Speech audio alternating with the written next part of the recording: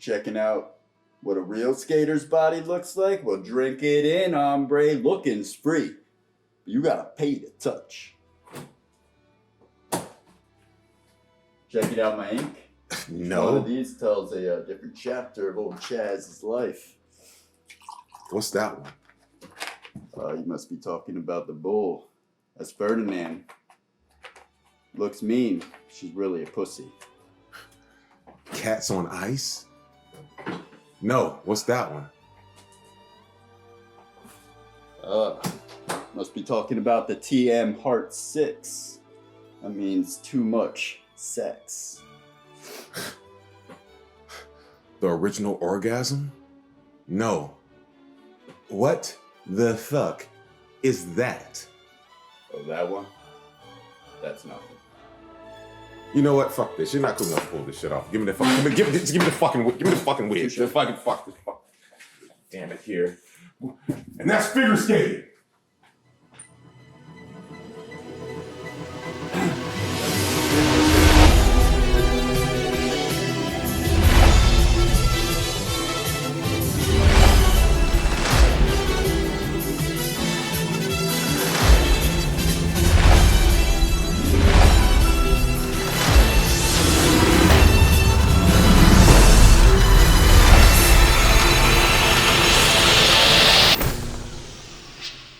What the fuck is up, internet? It's a Mac Attack here. What's up? Sailing across the sky on a blaze of glory. Today we're covering 2000's Will Ferrell, Jon Heder, figure skating comedy Blades of Glory.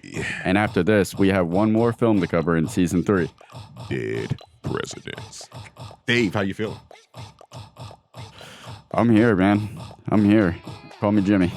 I don't know what the fuck to call you. You got blonde, gray, brown, black. You're like Reed Thompson at fucking a fucking. Well, what Woodstock. happened was I ran out of. I only had the budget for the top, and then I had to go back next week for the bottom. That's what the LGBTQ said. Bam! Who we got coming up in cast, crew, or you? Coming up in cast, crew, or you, we'll be talking to the writer Dave Krinsky and actor David, friend of the show, Pressman, returns. Patreon.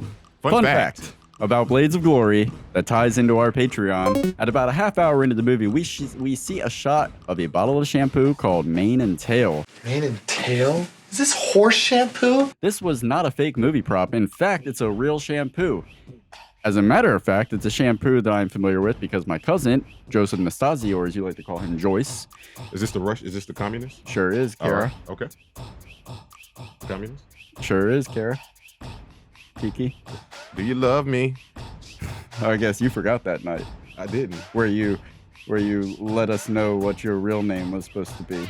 Oh, man, fuck you. Fuck you, man. Fuck you. Anyway, Joseph Nastasi, one of our patrons, used it religiously when I was growing up. So yeah, shout out to Joey, and thanks for being a Patreon. Hit us up on Patreon at patreon.com/TTFT show. You can be a supporter of the show for as little as $1 a month. Have you heard me when I say fuck you? And let me ask you this. Have you subscribed? Because I have. I have subscribed. I'm subscribed to your forehead right now, and I see net. You got some net gain happening there. Hey, man. Hey, I am Mane and Tail. Okay. Damn you. Sailing across the sky on a blaze of glory. Here is everything that you need to know about Blades of Glory because we figured out how to work the Google on the internet machine. In 2002, 2 rival Olympic ice skaters were stripped of their gold medals and permanently banned from men's single competition. Banned from men's figure skating for the remainder of your lives. Presently, however, they found a loophole that will allow them to qualify as a pairs team. I'm not here to sign up Michaels or McElroy. I'm here to sign up the pairs team of Michaels and McElroy. Blades of Glory hit theaters in the U.S. on March 30th, 2007, sharing the screen with the host. Meet the Robinsons. TMNT, and for my people that don't know what acronyms are, Teenage Mutant Ninja Turtles. Reign Over Me. Mr. Bean's Holiday. The Hills Have Eyes Part Hoop. Shooter! Our good friend Forrest Whitaker took a little trip to heaven. A Little Trip to Heaven shares the same editor as Blades of Glory, actually, Mr. Richard Pearson. You disappoint me now. Old Dick Pearson. You disappoint me now. Why? Because you didn't say shit about our guy, our little friend Morgan Freeman. I think I love fucking Forrest Whitaker. Damn it. yeah. All right. I think I love my wife. Premonition. This is Sparta. 300. The Lookout. John Travolta's favorite movie, Wild Hogs. I think Battlefield Earth is his favorite movie. And Zodiac. I love Zodiac. It I is a really good just hate the movie. ending. It's hard to stay awake through. It's too cozy. Robert Downey Jr. gets me there every time. Something about murder just makes me feel nice and Cozy. yeah. All right. Black Snake Moan.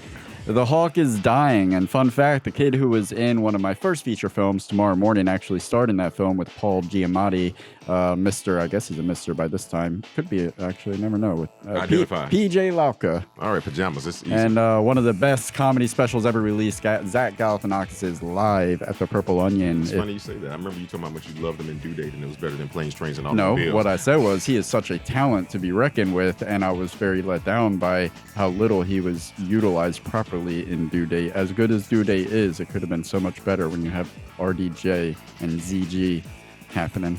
It's a lot of letters, not a lot of words. TMNT. Now, let's get into who wrote Blaze of Glory. Craig Cox and his brother, Jeff Cox. That's a lot of Cox. Came up with the story for Blaze of Glory. You keep saying Dick, not me. With the help of Bussy Phillips. Now, Craig. Busy. No, Bussy. It's not good. No, Bussy. Bussy. Okay. Who would be named Busy Phillips? Busy Phillips. Miss Phillips. No, Bussy. All right. Bussy. Like Jeremy, not Busey or. Whatever you say, Kerr. All right, whatever. Further take, Busy Phillips. And Craig actually jumped in front of the camera for a cameo as Angry Skater. Those two are turning this sport into a freak show. This is the only credit in the realm of screenwriting that is on Busy Phillips' resume, and she actually accepted the story credit reluctantly due to the film's vulnerability of a lawsuit due to the rules of the Writers Guild. But you probably know her as an actress from shows like Freaks and Geeks, Undeclared, Dawson's Creek, ER, and Cougar Town. Busy is actually friends with the Cox brothers, growing up together in Arizona. Her and Craig were watching a figure skating competition when Busy remarked how a story about rival figure skaters would be funny, at which point Craig and his brother added the twist of the rivals having to team up to be the first male figure skating pair.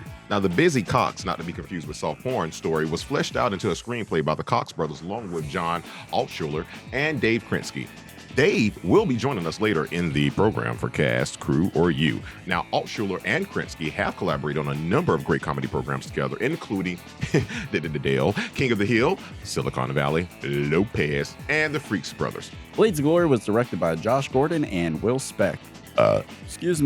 Who more recently directed the 2016 comedy Office Christmas Party. Most people are actually familiar with their work without even knowing it because they are the team responsible for the iconic cavemen and gecko characters behind the award-winning Geico commercials. Who have you been eating out? Did you know that? Oh, man, sorry. That's a little bit of face-off left on me from last week. Did you know that the directors of this created the cavemen from Geico and the cavemen from Geico and the gecko? I do know that the characters. caveman of Geico had a season that they made it into a TV show and it was canceled. And they did that. One season. Yeah. I mean, I thought the commercials were great. The commercial was great. Now, Blaze of Glory is stacked with comedic talent in major roles and plentiful cameos with Will Ferrell as Chaz Michaels. Writer Craig Cox says that Will Ferrell probably came up with the Michaels part because it was Chaz Lewis in the original script. Now, Jon Heder, or Heder, as I like to call him, as Jimmy McElroy. I think Heater is what everybody likes to call him. Because he brings the heat. Yeah, right. Will Arnett as Franz von Waldenberg. Amy Poehler as Fairchild, even though she was not a Fairchild, as No. they treated her sister, Van Waldenberg. And for those who don't know, Will and Amy were actually husband and wife Were? at the time. They've since... No, I love Yeah, that. she well, I don't say she ran off, that's speculative, but she ended up with, what's his nuts from The League, the funny guy, you fucking kidding me? collusion, you should totally betrayed her to me, Nick Kroll. Really? That's Yeah. fucked up. I like them together. Her and Nick Kroll were pretty cool together, too. I don't know, it runs their course. I think they're doing all right. All right. Okay, now Jenna Fisher, who I love, Pam. I'm sorry, did you say Pan? Pam. I'm sorry, did you say Pan as Katie Van Waldenberg? William Fichtner as Darren McElroy. I'll take him. Listen, I've never been in gym, but I'm going to drop a gem here. Craig T. Nelson is appropriately credited as coach. And you also get Roman Y. Malco. And what do we love him from? Oh shit! just Yeah, got real. yeah. Okay, I always forget that that's him. Yeah, yeah. You was looking for a nigga. Now you found yourself a nigga. Nigga here now. See, Nika Schwarzen. Backflipping Scott Hamilton. Look at you trying to downshift from everything that's going on. Andy Richter. Richter. You're under arrest for the desecration of an international icon. Richter. Rob Corddry. Hey, where you going? Nancy Kerrigan Nancy Kerrigan. hops in. Yeah, there we go. I like what you that's did there. fair. No, yes. Luke Wilson comes in and steals the show in less than 3 minutes. And another show that was stole, a friend of the show, David Pressman, who we'll be talking to later. Jimmy McElroy is a lifeless robot on the ice. Blades of Glory was shot in June of 2006 in California, Canada, and Colorado. I believe weed's legal there. Now, it's on a budget of $61 million. It brought in over half of that domestically during its opening weekend and currently rests comfortably with a worldwide gross of over $145 million. Not too shabby. See that extension cord over there? Let's get connected. All right, Peter. Sing across the sky on a blaze of glory. I have so many connections, man, and I know, I I know you're the king of cock, but I've got connections. You want me to start? You want Chick me to- take the long ball. You go first. All right. Cutting Edge, obviously. There are obvious ties between Cutting Edge and Blades of Glory, a bittersweet rivalry between a paired figure skating duo, and they eventually grow to love each other. Writer Craig Cox actually said in an interview with Nerdist that in the pre-YouTube era, when you couldn't just search for figure skating videos, they largely referred to the Cutting Edge for structural cues. You ever see the Cutting Edge? I love it. We discussed that. Remember, that's why I told you. Well, I know, but I was doing it. Oh, for the well, audience. yeah, I didn't. Here's the strange part about it. You see what happens? Because we don't fucking fake shit here. Like, I tried to fake something real quick and it threw him off. It did, because here's the thing. First off, I only watched that movie because I knew I was going to be a blurred movie buff. And it's first off, I think it's the only ice skating movie out there. So when it comes to that category, you got to watch Cutting Edge. And it actually is a good fucking movie. E.B. Sweeney, man. Oh, yeah. Blaze of Step Glory. Glory. Okay, well, I've got some connections for that, but I'll let you go first, and I'll see if we Okay. We All can right. The diagram. song used, score in the beginning of Blades of Glory, is the exact same song Will Ferrell sings at the end of Step Brothers. A callback to fuck, Easter egg man? from 2007 film on ice. It's like you're reading it from my But I'm reading it right here. You see me have it fucking on here. song you score. The song at the beginning of Blades of Glory is the same song that Will Ferrell All right, sings at that's the end it. of We're Step done. Brothers. All right. Well, hey, Scooter. All Hey. right, I got one more connection about Step Go Brothers. for it, Do you please. do you have another one? I do, but I don't know where it's at. All right.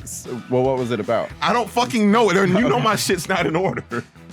This is another movie where Will Ferrell has to share a bunk bed with another. Oh, grown I didn't man. write that one down. I did see the bunk bed. I called top. Sorry, I already called it in my head. What? I didn't write it down. I kept thinking to myself, this is how we do it. Okay, do you know what song used samples of dialogue from Blades of Glory? I'm asking you because I can't say it. No, but I feel like I need to read it. Hold on. Oh, yeah. Of course, I knew that a million times. I did. That Okay. was so. But yeah, this was We skate to one song and one song the only. PC version is Negro in Paris, but as we said from where I'm from, niggas in Paris. Yeah, I love the It's provocative. It gets people going. As I have It's The Rock. ///// Go for it. All right, I got Wedding Crashers. Go for it. Is this somehow a continuation of Chaz's story from Wedding Crashers? Same actor, same character, both sexually addicted, womanizing alpha males. I can see that. Maybe some of his sex addiction, like the steps of sex addiction, he was going to the funeral, a wedding, and now he's a rock star. He's like a skater. He just trying to live all these lives. I like it. Will you? This film featured, and this is my connection here, 3 powerhouses and named Will Ferrell, Will Arnett, and Will Fitchner. Will you allow me to put that one in there? I will. All right, go for it. Your will, your way. All right, thank you. Coach, of course, just has to be mentioned. Craig T. Nelson played the title character of the TV show Coach and is literally credited as simply Coach in Blades of Glory.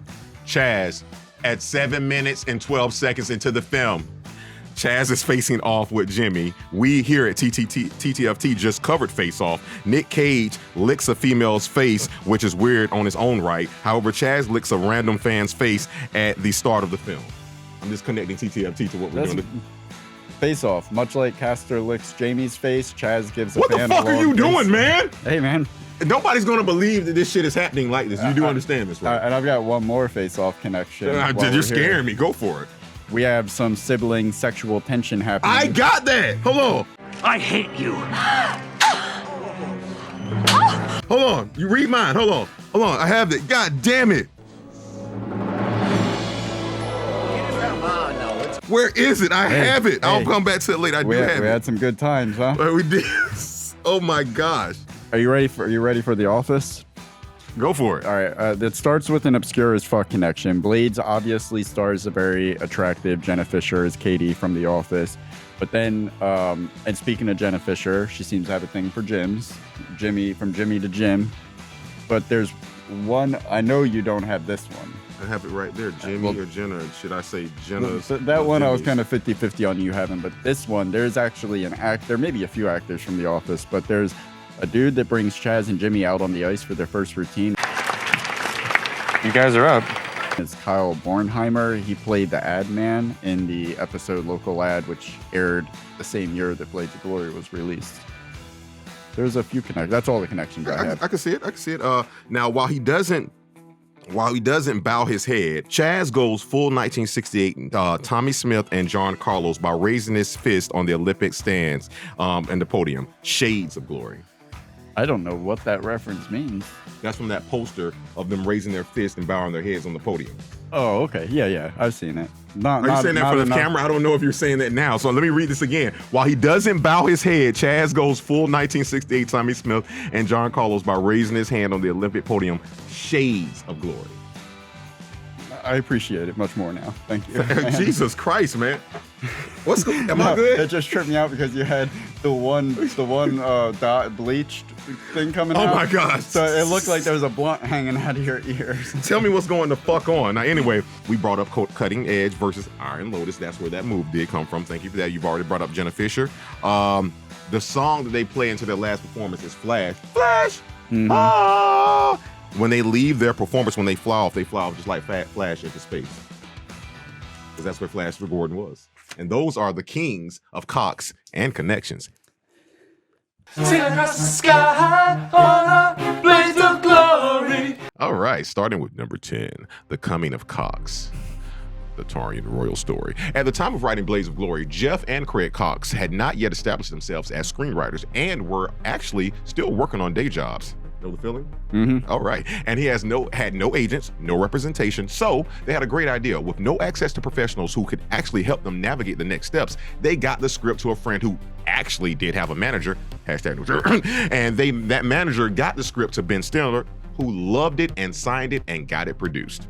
And Number number nine. 9. Finding Chaz and Jimmy. Originally, the Cox brothers envisioned the rivalry of Chaz and Jimmy to be brought to life by Ben Stiller and Will Ferrell. They actually got the script to Stiller in hopes of finding their star, but instead, and arguably even better, they found their producer. Stiller was disinterested in playing Chaz due to many similarities with the other roles he had played. Will Ferrell was shooting Talladega Nights when Ben Stiller got the script to him, and he immediately jumped on board, being drawn to the spectacle of it. But Will Ferrell wasn't originally intended to be Chaz. Jeff Cox said that they had Ferrell in mind for Jimmy, the role that ultimately went to Jon Heder. Because he brings the heat. Mm-hmm. Number 8, other casting calls writer Craig Cox said that the cast that came together was remarkably close with what they were envisioning when they wrote Blaze of Glory. Amy Poehler and Will Arnett were who they actually were thinking of while writing the Waldenberg characters. Number 7, skating. Ferrell and Heder actually had to learn to figure skate, receiving lessons from Michelle Kwan's coach, Sarah Kawahara. I'm giving you props for this. Sarah Kawahara Heder broke his ankle early on in training, which had the filmmakers worried if they would even be able to shoot the film. They managed to get it done by scheduling all of the acting scenes in one chunk while Heder healed and then shot all of the action segments 6 weeks later. Ferrell said that he was on the ice 3 times a week during that time just to get proficient enough to get on and off the rink and be able to come to a stop in a way that resembled an actual ice skater. That was pretty dope because you've noticed that's why they put in that skating scene in Anchorman 2, because he was still proficient at skating. He was playing the flute on the ice.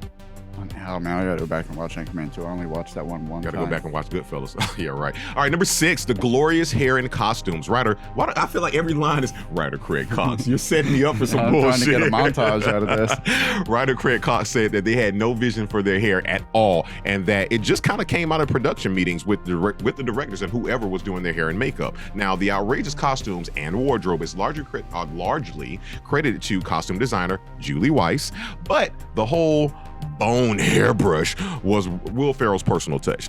I could not love a human baby as much as I love this brush. Now, Will Ferrell said that he was allowed to keep one costume from the production, which currently hangs next to his Ron Burgundy suit in his garage. His wife will not let him bring it in the house. Funny. When you get to that level of success, the woman still runs the show. Well, I mean, at the end of the day, you're going to do what she asks because you want that tang. Number 5, alternate ending. Craig Cox said that the original script's second act ended with the 2 main characters being kidnapped by an assassin and taken to a remote cabin on a mountaintop to prevent from competing.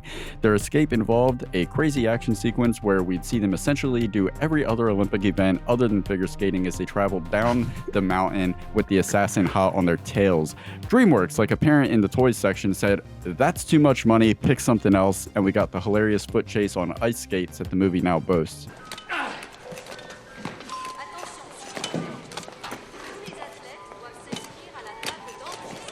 During talks about what the final moment would be, it was Ben Stiller who came up with just having them take flight into the sky, an idea that came to him maybe a day or 2 before they actually filmed it. I mean, it's so weird. People always talk about best endings and that was so perfect. No, we only have this much time. This is the best idea based off the much time we have and money and the budget's running out. Now, I'll get to the ending. I bet you will. That's what she said. Other script revisions, one of the biggest changes to the original script was that the Waldenbergs never spoke. Now, they had no lines of dialogue. Go fucking figure, how would you do Arnett like that? They had a coach who was their mother, an insane character. I'm thinking about Gina Gershon now in Face Off, that the writers envisioned as someone like Gloria Swanson in Sunset Boulevard. Now, once the character was nixed after 6 o'clock, some of those ideals channeled over to Jimmy's backstory with the billionaire father, which we love. Feeling? We're feeling now? What are you teaching this boy? Yeah, oh yeah.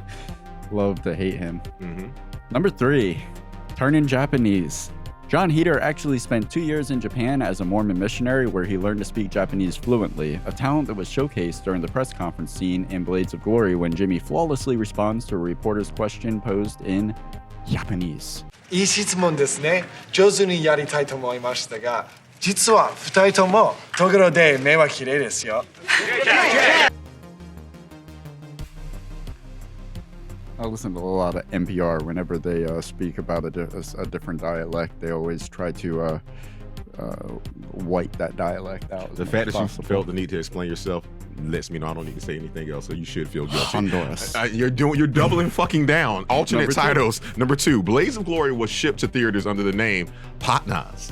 That's so stupid. No, that's so stereotypical based on what you just did. They put no. Oh yeah, it was. You heard me? Yeah, partners. Is that your? Yes, don't say it, but yes. Turn red. Are you yellow? No, I turned Japanese last one. That was number 3. Number 1. You did it again. Number 1. You're good enough fucking counsel. What the fuck's wrong with you? Cut that. Number 1, real life skaters. Real life skaters who made cameos in this movie include Sasha Cohen, Scott Hamilton, Peggy Fleming, Brian Boitano. What would Brian Boitano do? Dorothy Hamill, Nancy Kerrigan, Hyoko Ina. You better have gotten that right. Yuka Sato, Jamie Saleh, Luigi, Mario, and Robbie Bobby, Ricky and Mike. Pelletier. Thank you. Pelletier.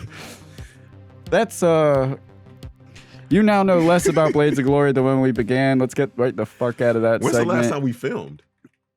Shit. Sailing across the sky on a blaze of glory. Well, the first one that I have 2. The first one is just a question. It's not a theory. Is something going on between Jesse and Coach?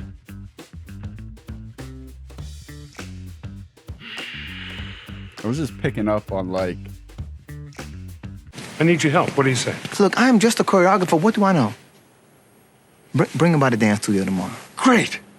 No, that's just Romney's character.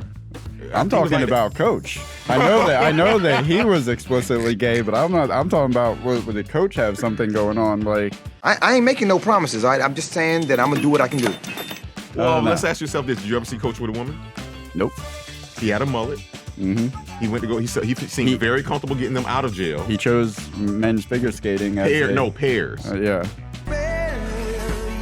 And he was very enthusiastic about sending the message and making history with two men on the ring. He was. I'm here to sign up the pairs team of Michaels and McElroy. And he was also like, Jimmy, too many won't work. Robert, I know where this is going. How many times do you have to make the same mistake? As if he's tried his whole life. I like that. I mean, I don't have a problem with it. I mean, no, hold on. We're not gay. Not that there's anything wrong with that. No, of course not. Not that there's anything wrong with that. He finally fucking gets it. Yes. I was sincerely just trying to say that I don't have, after all the Japanese and the, I want to, like, we're going down a slippery slope here. I'm not going to. We're doing Blaze of Glory. Why not? I mean, while we're talking about the Olympics, how about that swimmer? And next theory? Can Hector predict the future? Oh, that thing? You look great, Jimmy. Yes. Think about the scene when he goes into I want to wear your skin scene on my birthday. He's talking about how he's embarrassed stalking a has-been, which is a hilarious line. It's embarrassing stalking a has-been. Motherfucker, it's embarrassing what you're doing anyway, whether he's famous or not.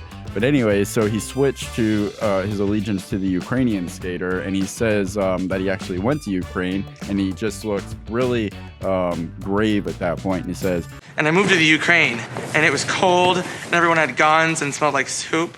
That's so crazy. Let's talk about us covering this episode during the time that everything's fucking going on. Yeah, I had to do a double take on that. I'm like, yeah, no, that definitely happened. My theory is, okay, as you're going through the theories, my theory is that they were always best friends. They were always best friends because they just remind me of kids that grow up that they hate each other, but they hate each other because they make each other better. Because we've talked about this, and we'll talk about this later. No matter all the jokes aside, they take what they do on the ice so serious, and that's what we'll talk about this later. I think that's what makes this film work, because of the fact that with all the slapstick, all the whatever, you can think about every joke. When they're on that ice, they're doing technical moves, they're doing proficient moves. So my thing is that they're no different than anybody that were kids that grew up together with a rival. This is anybody can put themselves into this story with this film, because it's two opposites both being great at something. And here's the thing, they never truly hated each other on the ice. It was just like, why is he getting so much fame? I'm so technical, I'm so this. But what they did on the ice was beautiful, which is why, without them skating together so long, they were able to work together in symmetry. Because when they came to that fucking ice, what do you say? You know, I'd fire your ass. You're so goddamn beautiful out there on that ice. I would fire you if you weren't so goddamn beautiful out there. So it's just kind of what they did on the ice was truly beautiful. Oh no, I don't seriously. even want to it feels so ridiculous to even admit that out loud. But rewatching it, it's like damn, they were really doing this shit. There were parts where I'm getting chills over the bullshit that's happening on the screen, and I'm like laughing at the fact that how is this fucking moving me? Because it is like when Will Ferrell actually says, "Come on, man, take my hand. We can do this." Yeah. He like let's do it, because it's the insert shots of the emotion on their faces, the reaction shots of like Coach on the sideline. Yeah, they just it made really it serious. Job. Like someone had to say, in order for this movie to work, and they'll get this later when we talk to the writers. They have to take something serious. Oh yeah, well they take nothing serious, but they approach all of the antics in a serious way. Correct. And I'll get that's one of my fucks given points. Okay, actually. so my whole theory is that this film should relate to everyone, and anyone can watch this film, because someone's always had someone that in their field was just as good as them, that they like, man, I don't like this motherfucker. But it's not that you hate him; it's just like, god damn, he's so goddamn beautiful out there. Almost like Zoolander. Yeah.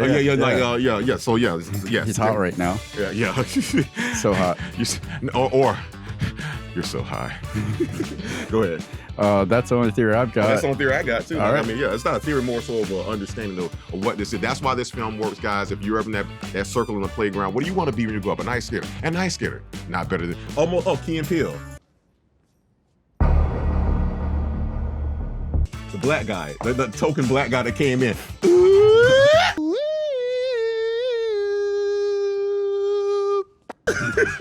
All right, guys. All right, we're canceled by now. Fuck it. Let's like Coach and his boyfriend, let's openly discuss. Sing across the sky on a blaze of glory. The first point that I have is I didn't notice this actually of the over 50 times that I've watched this movie. This is when I watched it this weekend was the first time that I noticed that they're at the Olympics, but they never used an Olympic logo. No, what they did was were they in Sochi? They were in Stockholm. They were in Stockholm, and they could, because you can't use it. Yeah, that was I figured. There's no getting clearance. They didn't use 5 rings. They used like 5. It looked like hand. It looked like the emerald, like a silhouette of the Emerald Towers from Wizard of Oz. Definitely some weird shit like that. But I just noticed that on the rewatch. Well, the runtime to be around 95 minutes, it really plays longer than that. You feel like you're in a world that you don't want it to end. Oh yeah. From the time it's like because it's so much going on, and I think you can agree with me on this. When taking the notes, it's like the reason why it's a 90-minute film, but it took me 3 hours to do it because of the fact that I kept stopping it, writing stuff, and watching it, and going back and like, oh my goodness, I didn't notice that before. I didn't notice this. We have to do something that only 2 men can do together. Something never seen before. Jesse, put in the tape. I've watched this film so much and paid so much attention. I even noticed and nitpicked the little mistakes. Right before he says, like, get that bird out of my face.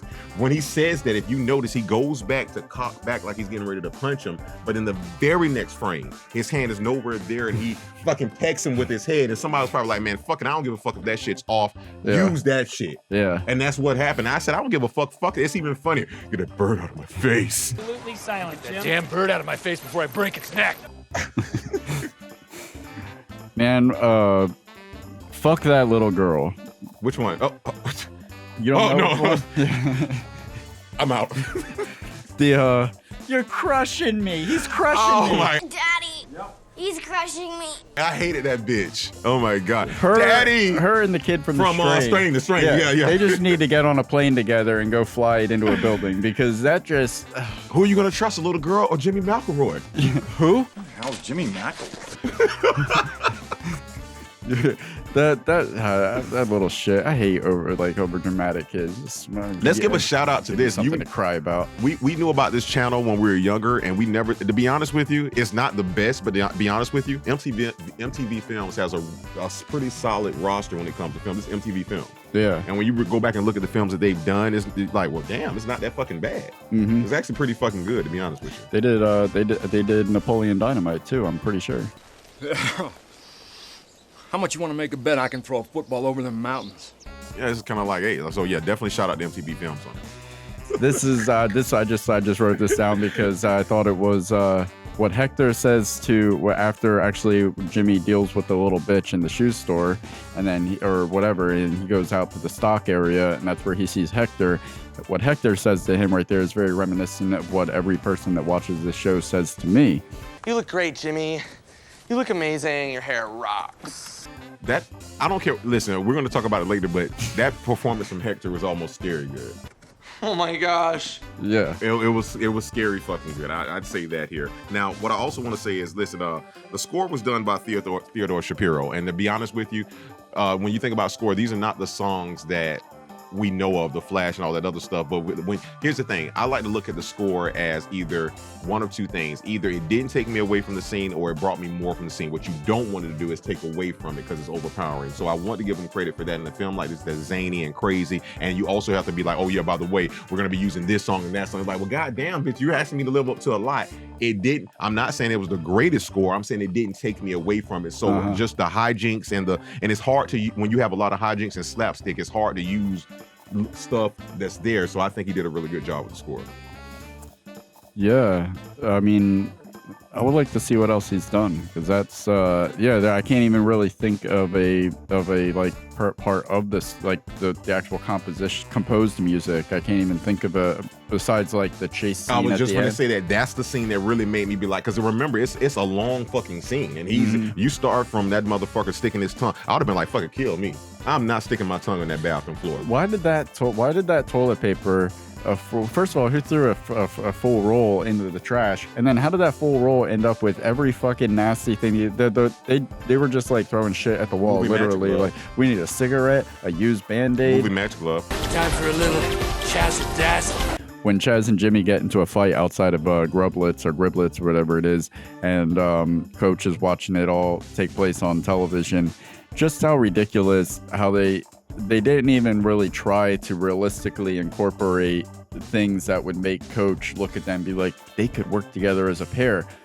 Fucking like, I can't imagine a single fight where you could seamlessly tie in like Chaz helicopters Jimmy in like a perfect little and throws him, and Jimmy like Superman's Chaz across the room. It didn't even look like they, like, instinctively they don't even know how to fight. As soon as they came together, they started jibing. No, here's my thing. Like, and again, I think that goes back to the technical part of what we were talking about. Again, they pay the writers and the stunt coordinators. Let's give a shout out to them, even though I don't have their names here. You do? No, I don't have their names. But if we can throw their names up on this, I'll show their faces and names on the screen. Now, they really took this thing serious. And again, to me, this could have been such a letdown. This film. First of all, I'll be honest with you, I wouldn't want to see Ben Stiller over Will Ferrell. Because again, I feel like I would have just been watching Zoolander again. Yeah. To a certain extent. I really feel even though this was like, Will Ferrell was kind of doing, I think this came right at the perfect time for Will Ferrell, because he had just done like Talladega Nights, and then he had done Anchorman, and it was like all of these like stupid alpha male characters that were in these positions of power or famous or whatever. And I think this one came just at the right time, right before like that shtick got old for his character, and it was still welcome. Well, I mean, to me, it's still welcome. I mean, don't get me wrong, because again, here's the thing. Why is that such a crush? Oh, he can only do this, he can only do that. Because here's the thing, as long as he's still good at it, who gives a fuck? Because action stars have done it for years. They're what is it from Close the Fridge. Thrasher, not Thrasher, Thriller. What you know what I'm talking about? Fuck, man. Come on, we watch movies. Damn it. Tug Speedman. Tug Speedman is fuck, man. Scorcher. Scorcher. Only this time, it's different. Who left the fridge open? Scorcher 9. Who left the fridge open? Like, so my whole point is that again, like this really could have failed, and I'm happy they didn't. It's almost like the film Caddyshack. Caddyshack would have failed if they weren't so serious, from the actors to the attention to detail. So I'm just happy this didn't become some I'm trying to think of something like basketball. Basketball is funny. Oh no, baseball's right up there for me with this. Yeah. Okay. It's one of those rewatchables for sure. God damn it, man. I swear you guys rip on me 13 or 14 more times, I'm out of here. Whatever. Okay. All right, Peter. Yeah, I can't think of a comedy that, like, maybe The Longest Yard, but even that was really good because they succeeded on the dramatic angle of that and made it. I can't think of an equivalent. It may not be one out there. So again, it's par for the course. So I definitely this is par for the course. Major League 2. Yeah, not the one with instead of Wesley Snipes. The one where they decided to go from an R-rated film to a PG-13 sequel and frig everything up. And they fucked it up. Yeah, when Charlie Sheen can't no longer be Wild Thing because he's PG-13, he can only be like kind of Wild Thing. I don't want to see that. You mean Mild Thing? Mild Thing. There you go. Yeah, very nice. I think I love you. Yeah, I think not. I checked the credits. I searched online. I could not confirm this, but I did. I don't even need confirmation, and I took a picture that I'll put up on the screen. That dude right there that shows up like figure skating is gay enough. Tell me that's not Jon Heder's brother. It has to be related to Jon Heder. It has to be. The teeth, the mouth, the way he talks. Well, I mean, since you brought it up, I was going to save this for the lines later, but to me, that's one of the lines that actually, again, is most brilliant lines of this film, because it's... As if figure skating wasn't gay enough already. You have okay, I'm not that there's anything wrong with that, but I assume he is gay, and if you call me if you're not, but he's portraying a gay person. He's saying as if figure skating isn't gay enough. So you have somebody who's in the sport who's possibly gay being mad the two men are now doing what he's been fighting for this whole time. Did you know that Jon Heder actually does have a twin brother? Like, no. That is uncanny. He looks exactly like him. And So, but that's not his twin brother, but he has 3 other brothers. I just couldn't find clear enough photos of them to confirm. So it's Napoleon Dynamites? Yeah, yeah. And who knows, maybe I think he said Jon Heder said one time that he's had his brother step into for him on a scene here or there, and you'd never know the difference, his twin. It's fucking crazy. Yeah, and when you see them side by side, and I'll put up a picture, it is uncanny. Yeah, very much so. Like you can't tell which one is Jon Heder. All right. Oh, an edgy look at urban culture told in the language of the streets. And here comes the Van Waldenbergs to Marky Mark Good Vibrations. They are really having fun with this. Not only did they embarrass Marky Mark, but we let down the Funky Bunch. Come on. The way they come out with the fucking stomach tattoos and the tramp stamps and marked on their shit and the gold, Will Arnett's gold teeth. He's like... Oh, I got something about that later. Don't you worry. Don't you worry. Oh, that's all I have. I got 3 more. This might be the Chaz Michaels and Jimmy McElroy might be the 2 characters that we've stepped into who are most like our actual dynamic in real life. And I think so. I have an example to bring to the court. After their first routine, Jimmy's doing he's got no flair. He's Chaz shooting fire off into there, and he goes, "Was the fire really necessary?" Ask them. That brought me back to after like performing as G14. You're like, man, give them something. I am giving them something. I'm giving them me. He's so right. Do you have a clip for them too now? Oh yeah, I'll drop that for sure. Drop that needle. Forecast is dark skies. I'm not talking about outside. Shit's at the door in a single file line, waiting to cut me down to size. I feel it. I guess I'll try to be positive, surrounded by so many fucked up lies. And then, okay, this is, of course, we brought this up before we shot, but, fucking why Matt Damon's headshot is on the fridge is beyond me in that tattoo scene. That just I don't understand that. I want to know the story behind that. It begs for explanation. But notice in our intro, the headshot's on the fridge. If you go back and watch this. That's the handsome, stunning young fellow on that fridge.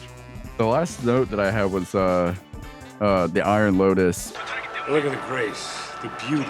I love the fact that they watch somebody get decapitated, and then like as soon as they're done watching, they're like, all right, you ready to try it? Okay, what do you say? Let's give it a try. And like this is what I love about ridiculous comedies like this, because it just kind of throws caution to the wind when it needs to for the sake of the joke to get to the punchline. It does that because it goes against. The coach obviously has an investment in these 2 guys. That they're his ticket back into the Olympics, gold medal. He would not, in a real rational world, put that at risk by having them get decapitated, just going out and trying something I that think they he just would, saw. because that goes back to your theory. Maybe he gets off on that stuff. If it was a man and a woman, that's why it didn't work. That's true. I'm just saying, put some little like rubber guards on the blades for the first time you try it. Let me ask you this: what's better than a little head? What's better than a little head? A lot of little heads. Did you see all those little decapitated heads of Jimmy on the ice? I thought you were talking about fellatio. If it was a man and a woman, that's why it didn't work. Okay. Sailing across the sky on a blaze of glory. All right, guys, you know what time it is. It's time for that skate swap. That's right. We're going to be trading nice. Forrest Whitaker and Tilda Swinton, and they could have called it Beauty and the Beast. Spoiler alert, Forrest Whitaker is not the Beast. That's not my real one. I have a real one. The fact that you did that just for you. What's your problem, man? I replaced Chaz and Jimmy. I swear, if you have the same 2 people in my notebook, I'm never doing this show again. You wanna let's do one at a time. Okay, Chaz. First. Go Chaz first. Mark Wahlberg. Why? Because I think it would be entertaining to watch him.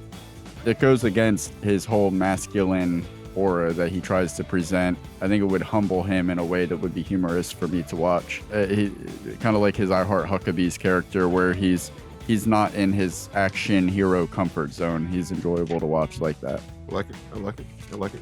Chevy Chase. Young Chevy Chase from when we were growing up. Oh, okay. Yeah, Griswold. Yeah. Clark Griswold. Yes. Yeah, he's got the figure for it. Like, He does. Drink it in. And He's got that same body. No, because when I was watching Caddyshack 2 the other day, and I was like, God damn, he reminds me of Chaz Michaels. How he just got the earring, he's walking through the house playing golf in the house, like, hey guys, I'm good. And then you got I'm sorry, I know we're not covering this film, but let's not forget that greatest cameo in the world of fucking Dan Aykroyd. Can you suck the poison out? Will you please suck out the poison for me? Oh, yeah, and let me drop that clip again 2 episodes in a row. Hold on, that. Yeah? Yeah. Oh, okay. Is that, oh, fuck. That's why I went back and watched it, because you dropped the clip. I went back and watched the movie, and now I'm thinking I'm giving. All right, go for it. All right, go ahead. Jimmy, McElroy, Chris Kattan. The mango. I can see that. Yeah. I can see that. You'll see. You're the girl. But you're gonna see why I did this though. Why My Blue Heaven. Steve Martin and Chevy Chase. Chase. Yeah. And Steve Martin's the girl. I can't see it. I can't imagine him doing anything on the ice. Because that's what's gonna make it fuck. I'm just imagining that he would die and go straight to his blue heaven. I can just see it, man. He's been overused the right way, but so underused. Go ahead. That's it. That's all I got. Coach for me, Ed O'Neill. You know what? I damn it. I had that. I was outside having a cigarette, and I thought about that. Yeah, and I forgot to come in and write that down. But yeah, that would be Polk High, baby. That wouldn't be the first time that Craig T. Nelson got, or that Ed O'Neill got a role that was meant for Craig T. Nelson, because Craig T. Nelson was approached first for Ed O'Neill's role in Modern Family. It wasn't enough money for him, because it wasn't like, at that time they were taking a chance on that show, right? And Ed O'Neill got that part, and killed it. Jokes on. I mean, Craig T. Nelson went over to the other side and did like the dramatic version of Modern Family with Parenthood, and that did just as well. So no, it's all right. For Strauns and Fairchild. The brother, Gina Gershon and his sister, brother and sister from Face Off. I knew I had it in there somewhere. And last but not least, Nick Swanson as Hector, Bobcat Goldthwait. Oh yeah, he killed it. I just want to cut your skin off. I don't wear it to my party. It would be substantially more creepy with Bobcat. I would believe it was real, like really real. He wouldn't get anything out. If I was Jimmy and turned around and saw Bobcat standing there, like, police are getting Kids, called. I know you don't know who Bobcat Goldthwait is. Grow the fuck up. All right, and those were our skate swap. Move that ice. Sailing across the sky on a blaze of glory. All right, my the first favorite scene is the first scene in the movie. Between the first 2 routines we see from Chaz and Jimmy, and those expositional montage dumps, there are so many punchlines, especially like when they're taking you back through their lives, giving you the history of Chaz and Jimmy. So many punchlines packed into those first 5 minutes to set the pace for the movie. Fucking Chaz walking out, telling Jimmy to step aside, homeschool. Hey, step aside, homeschool.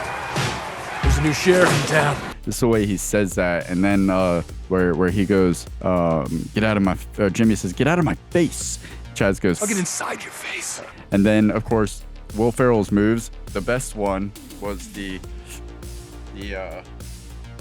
I'm hoping you're playing that video I sent you earlier this week. Now, after he's done, he throws it away. The toss away was what got me. Yeah, and then so you got Will Ferrell's pelvic thrust tossed away, and then Jimmy's galloping peacock. The galloping peacock, and look at him getting air on that, flawless. And the shot is so pretty when it shows the hand first and then reveals him. That was beautiful, because you just see the fucking peacock. Yeah, that was beautiful. And then the other thing I really appreciated about the opening was the host commentating on when the fight starts to happen. They like instinctively start a perfect headbutt. A perfect headbutt. Like, no, you're not supposed to be.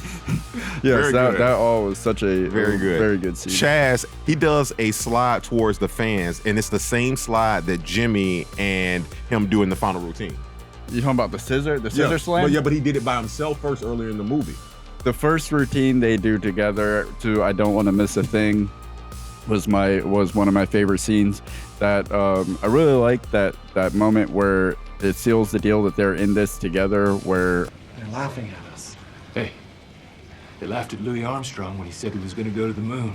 They're getting laughed at together. So in that moment, it solidifies them as a team, as a duo. And you get the line where they laughed at Louis Armstrong, which Well, you know why I love that? Because the fucking Louis Armstrong is not the one that went to the moon. Exactly. And then I don't know, Neil Armstrong didn't go either. Thank you. Okay. There we go. Now we're on the same page. We landed on the moon. Then the close up of the hands. So appropriate. As they touch each other's hips and put their hands on each other, so beautifully directed. And then it cuts to the shot of their faces. And when they're like looking forward like that, and then they like look at each other for a second, and they're so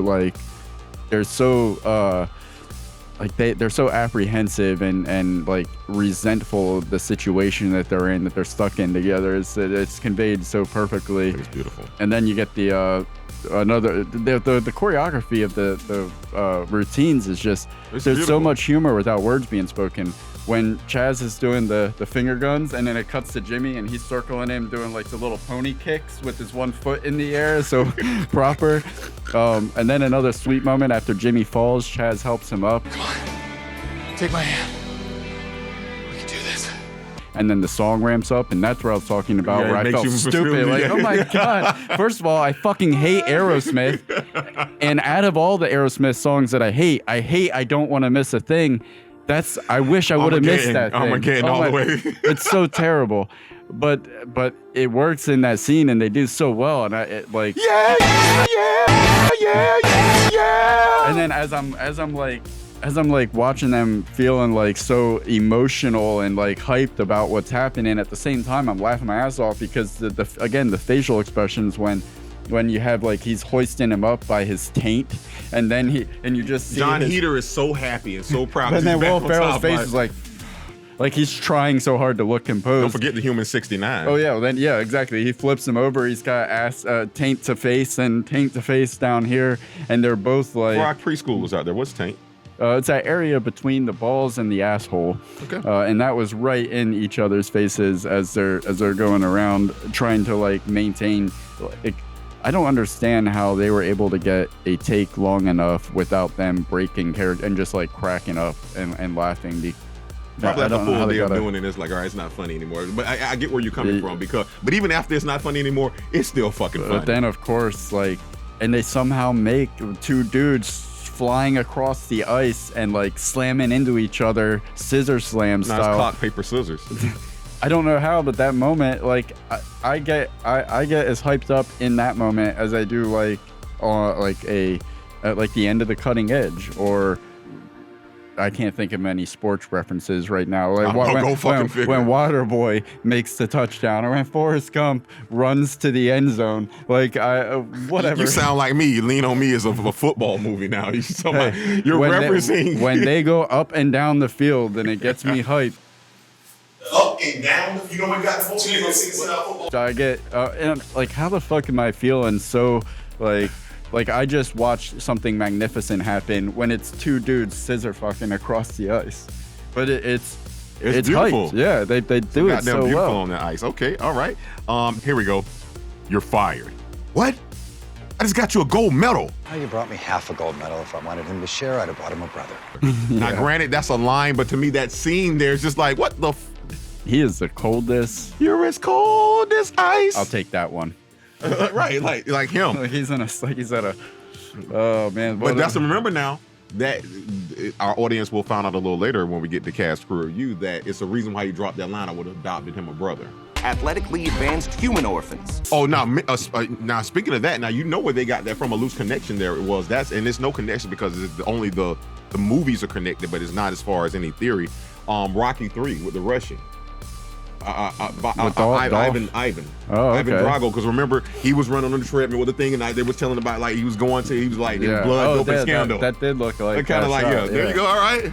If he dies, he dies. The last scene that I have is the slow speed skate chase. This is just such a brilliant idea. It was a flawless delivery from the performance to the direction to the editing and especially the sound design. That's what really sealed it for me when it cuts from that score with like the action adventure chase music playing, and then it just drops out and all you get is the Foley of the street or inside the lobby area. And you just hear the clinking and the clacking and sliding. It was so done so well. And then trying to get up the stairs, and props to Will Arnett and his flexibility, because did you see the straddles that he was falling into behind Will Ferrell as he's walking in the slippery lobby floor? There was a lot of how we talking about like it's like stretching out all this, and that's him too. Like it's not like somebody else. Was that line he said to you? You mentioned to me the other day when they're going up the escalator. Who are you supposed to be? Oh. Hey, who are you supposed to be anyway? Rod Serling? JFK. It'll make sense later. But it was so great. They're fucking stuck having to talk. But the best part about that whole sequence was the irony of seeing JFK shoot someone in the head. And it was hilarious how Will Arnett in that scene, he becomes this hilarious cross between T-1000 and Agent Smith. I love it. For all my kids out there not understanding the JFK reference, use the Googly machine. Showing off. Figured out how to work the Google on the internet machine. Do you have any other scenes you wanted to mention? Fuck yeah, hell yeah, man. I got a note from Will Ferrell as well. Okay, I told you. Okay. Our girl Amy Poehler, who was playing Marilyn Monroe, she pushes the shit out of a little girl out of nowhere. She's like, bitch. You don't even say bitch. That had to be a friend's kid or something that she knows personally. Because she gave that girl a fucking. I was like, God damn. She didn't even say that to the little fucking kid. Get the fuck out of here. Okay. And you mentioned this earlier, Chaz Michaels, and I didn't. Einhorn's a man. I can feel your gun digging into my hip. No one can say we don't love film. Oh man. Finkelin Einhorn. Hey, Ace. So again, one of my favorite scenes you talked about is again at their first sign of unity. All jokes aside, they took skating super serious, and like I said, you had to bring some. The best comedies have some level of what scene is that? Gravity when he reaches his hand out and said, "Come on, man." Oh yeah. You know, so that was they played that. They didn't even play that for the joke. That was definitely good. Now, for some reason, I have Strauss here at 44 minutes. Okay. When they're trying to convince Katie to go fuck Jimmy, he was like, "Sell yourself." Sell yourself. I was like, oh my God. Have some dignity. Jesus Christ. And do you see what I have here? I know you don't know what that looks like. That was my best version of trying to write Chinese letters. And he says, no, that's in the other room. No, that's in the other room. Like he understood what she was saying. He had no idea what that person. She was like, okay. Oh, yeah. He was like, no. Not only have you just disgraced their culture with this scribble scrabble that you called Chinese manuscript. I'm so glad you can't show us. But then you try to. Oh no, please show it to the camera so I can. Yes, shame. I'm sorry. I love yen. Actually, you know what? Fuck that, because everybody cowtails to China, and easy boy. All right. Anyway, my last one. They're not great. Last one was the 1 hour meeting. And that's the Chinese government, not the Chinese people. The people. We're getting so canceled right For now. The people. The sex acting meeting. I love the sex acting meeting. I'll get to that in Cast Crew or in Scene Stealers for sure. Jesus. But Will Ferrell was asked about his favorite scenes, in which he responded, "I like the smaller moments. I just loved Chaz backstage at the beginning about to go and skate in the kids show. The moment where he's alone having to put the helmet on and he's so depressed. I hate my life. Those contextual things make me laugh more than anything." Those are Will Ferrell's words. You could tell that his approach to the character was even the little nuances and making the emotion of the character, approaching that from a realistic angle.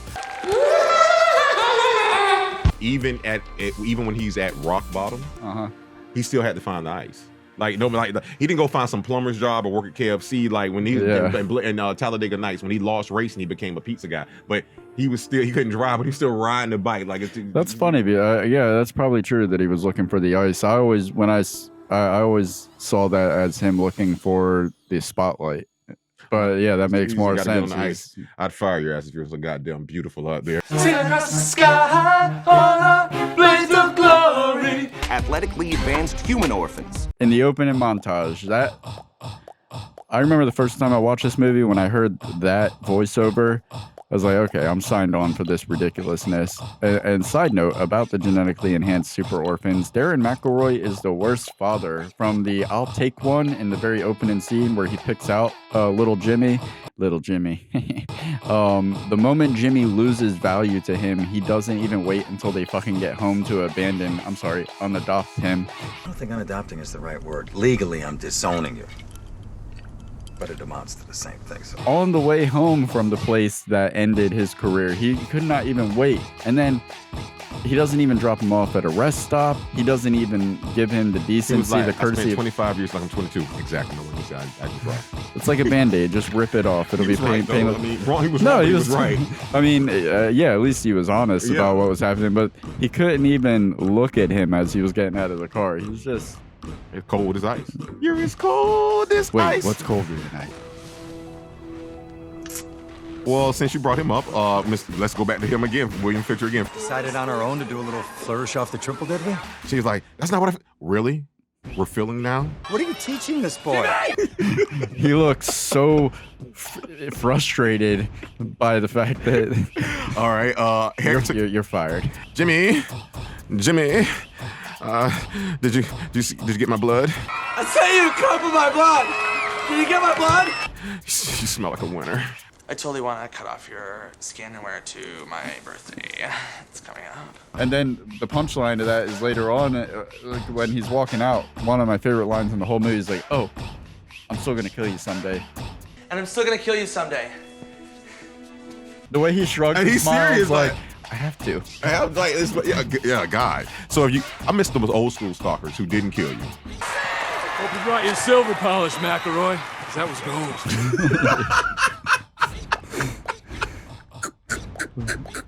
I'm sorry. Rob Corddry at Cordray. Danny Cordray, The Office. At Grublets. Hey, you trying to skater poach? Why don't you get out of here before I throw down? Hey, where you going? He is on fire. Maybe I'm wrong about this. I want him to have, and maybe he does. I want him to have his own solo film, and if he doesn't, maybe he's just one of those characters that always works best alongside someone. But he is gold every time I've seen him. He's very good at being like small doses coming in and being the asshole that kind of piggybacks he wasn't off. on The League or something like. He's on something else we were talking about. He's in a lot of stuff. Yeah, he's on not Adult Hospital. I can't remember what the hospital show that David Wayne does on Adult Swim. Rob Corddry is one of the leads on that, and he's really funny. I can't remember what fucking movie it is, but he's always good. Okay. Well, you brought up earlier that these two characters are mostly like me and you in real life out of all the films we did. Technique doesn't get you 18 medals and a Christy Yamaguchi Lifetime Achievement Award. I am figure skating. Stop it. I am figure skating. You've heard me do stuff like that all the time. Like, I don't read the script reads me. When I take Tony, baby, like everything, like, hey, no, this is what, hey. Polanski and Royal are going straight up the ass of the competition. Another thing that Chaz says that's very reminiscent, and I'd be remiss to say, of you, around that same time when they're sitting in the jail cell, Coach like, oh, what's so funny, Cool Whip? You getting a lot of satisfaction from those $15 hookers? I am never satisfied. It's a curse. I've heard you say that. It's a curse. But what takes that line to the next level is the stare that he leaves serious? on Jimmy after. It's a curse. He wants him to know. Hey, listen. I'm a retired whore. I don't do that anymore. Thank you. I'm a retired whore. I don't do that anymore. It's all about my career. This is probably one of the darkest lines I've heard in any film. This is probably one of the top 10 darkest lines, and it's from a comedy. Strons. Remember how they used to be alive? Remember how they used to be alive? What's that, Mother? Don't. What the fuck are you doing, man? Mom and Dad were not wearing their seatbelts, and they made an improper left-hand turn. Remember how they used to be alive? Sociopaths, man. Get the fuck out of here. You have any more? Oh, fuck yeah. Go ahead. When they're walking into Coach's place, Take off your shoes before you step foot on the Berber. Why would we step in baby food? He's talking about the carpet. What are you, the rug doctor? Maybe I am. I'm the rug master. What does that even mean? Shut up and take off your damn shoes. And see, that's why you can never blink or get up and go to the bathroom or get popcorn, because you miss lines like that. They're talking about Gerber, the baby food. You gotta be there. What makes, I mean, that's funny in itself, but what really makes that scene so funny is the fact that we're kind of living their antics through the rationale of Coach, who's having to endure them, and he turns, oh, would you just shut the hell up and take your shoes off? Like, it would be funny them bickering back and forth to each other, but the fact that they're doing that in front of Craig T. Nelson, who we know is like a take no guff type of guy, and these two grown men are acting like teenage rivalry, like brothers picking on each other, and just watching Craig T. Nelson fall into that, like, would you guys please behave? I'm gonna have to sit, you know. End of discussion. I love it, man. I definitely fucking love it. I only have two more here. Oh yeah, we actually talked about this earlier. I got two more too. Guys, I promise we don't rehearse this. Jim Heder's brother, or so we think, definitely saying as if figure skating wasn't gay enough. As if figure skating wasn't gay enough already. Mm-hmm. And again, like I said, I love when cultures can make fun of each other. Meaning, like, if you're into the LGBTQ and then you make a joke about your own whatever you got going, it's funny to me. Yeah. And so that's funny. Go ahead. The night is a very dark time for me. It's dark for everyone, moron. Classic fucking line. Classic fucking line. It's the delivery. It's dark for everyone. Not for Alaskans or dudes with night vision goggles. All right, this is gonna stop right now. God, grant me the serenity not to have sex with my best friend's girlfriend. He was really trying to say that shit. Like, he really was fighting it. Oh yeah. That was my last one. And speaking of that, you demon! You sex demon! You sex fiend! You sex fiend! No, you got it all wrong. Impure! No, you got it all wrong. He still touched her breast. I would have too. Damn him. Impure! Hey, if I'm gonna get blamed for it, Jenna Fisher still didn't have a problem. Sell yourself. I'll get into Jenna Fisher. Like, literally, or hopefully, but no. Literally, no. Hopefully, literally, but figuratively later.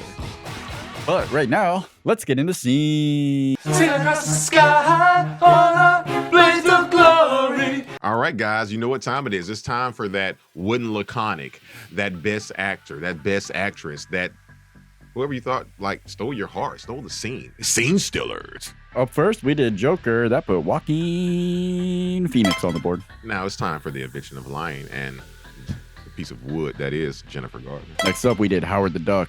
Chip Zayn. The Candyman can. Yahya Abdul Mateen II. The people under the stairs got Brandon Quentin Adams up there. Little Brandon. Little Beezy. Ghostbusters trilogy minus the female version. Harold, rest in peace, Ramis. Die Hard, the only version. Alan, rest in peace, Rickman. The Matrix, the fourth version quadrilogy, 3, 2, 1. Neil Patrick Harris and Lawrence, I Am Morpheus Fishburne. Torture. The French Dispatch got Jeffrey Wright up there. Being there, and we are now part of the population that has seen it, unlike 90% of the population. Peter, rest in peace, Sellers. And Studio 666 are Rami Jaffe. And a special rest in peace to Taylor Hawkins. That's right. Foo Fighters. 1, 3, 5, 7. Face Off. Literally take the face off Nicolas Cage. And that brings us straight into Blades of Glory, for which I have 2 honorable mentions. Nick Swardson is my first honorable mention. And I'm still gonna kill you someday. As Hector, because he's what he did with the little bit of time he had. He was always a highlight every time he's on the screen, so I feel like he deserves that honorable mention to old Nick Swardson. And he's great in Reno 911. He's a reoccurring character on Reno 911. He's fucking hilarious on that, and Grandma's Boy. He's pops up in all of Adam Sandler's stuff. That actually was one of my honorable mentions, and again, it's because of the fact that when you know how hard it is to stick out in a film with Will Ferrell, you know, Will Arnett, Jon Heder, Jenna Fisher, you go on Romney, Malco. Like, if you think about all these people that make you laugh and are part of all these classic series and movies, and they're like, you only got so much time and you still got to stand out. Mm-hmm. And I, to me, that's truly what makes it. Like, he's one of the best, I think, honorable mentions that we've actually had. He's pretty dope. Yeah, he's good in everything he's in too. My other honorable mention is to Luke Wilson. Let's just move on. Who'd like to talk about chlamydia? He's maybe in it for 2 minutes as a sexaholic counselor, but he gets an honorable mention solely for not even a line that he says, but after he tells Chaz, he threatens that he'll have to leave if he messes up. The look that he gives that he shares with that Asian woman sitting next to him, where he looks at her, stares at her a little bit longer than he should. She looks at him. Right as she looks at him, he looks away. He looks back at her. She looks away. He looks away. She looks back at him. It's just such a weird, fucking awkward moment. Definitely. Until her friend. And just have to mention in that scene when he threatens Chaz, the way Will Ferrell looks at him and says, "Taylor, come on, man. Like, I need this." The way the conviction in Will Ferrell's eyes. Taylor, come on, man. Come on, man. Just this one time. Like this unspoken thing.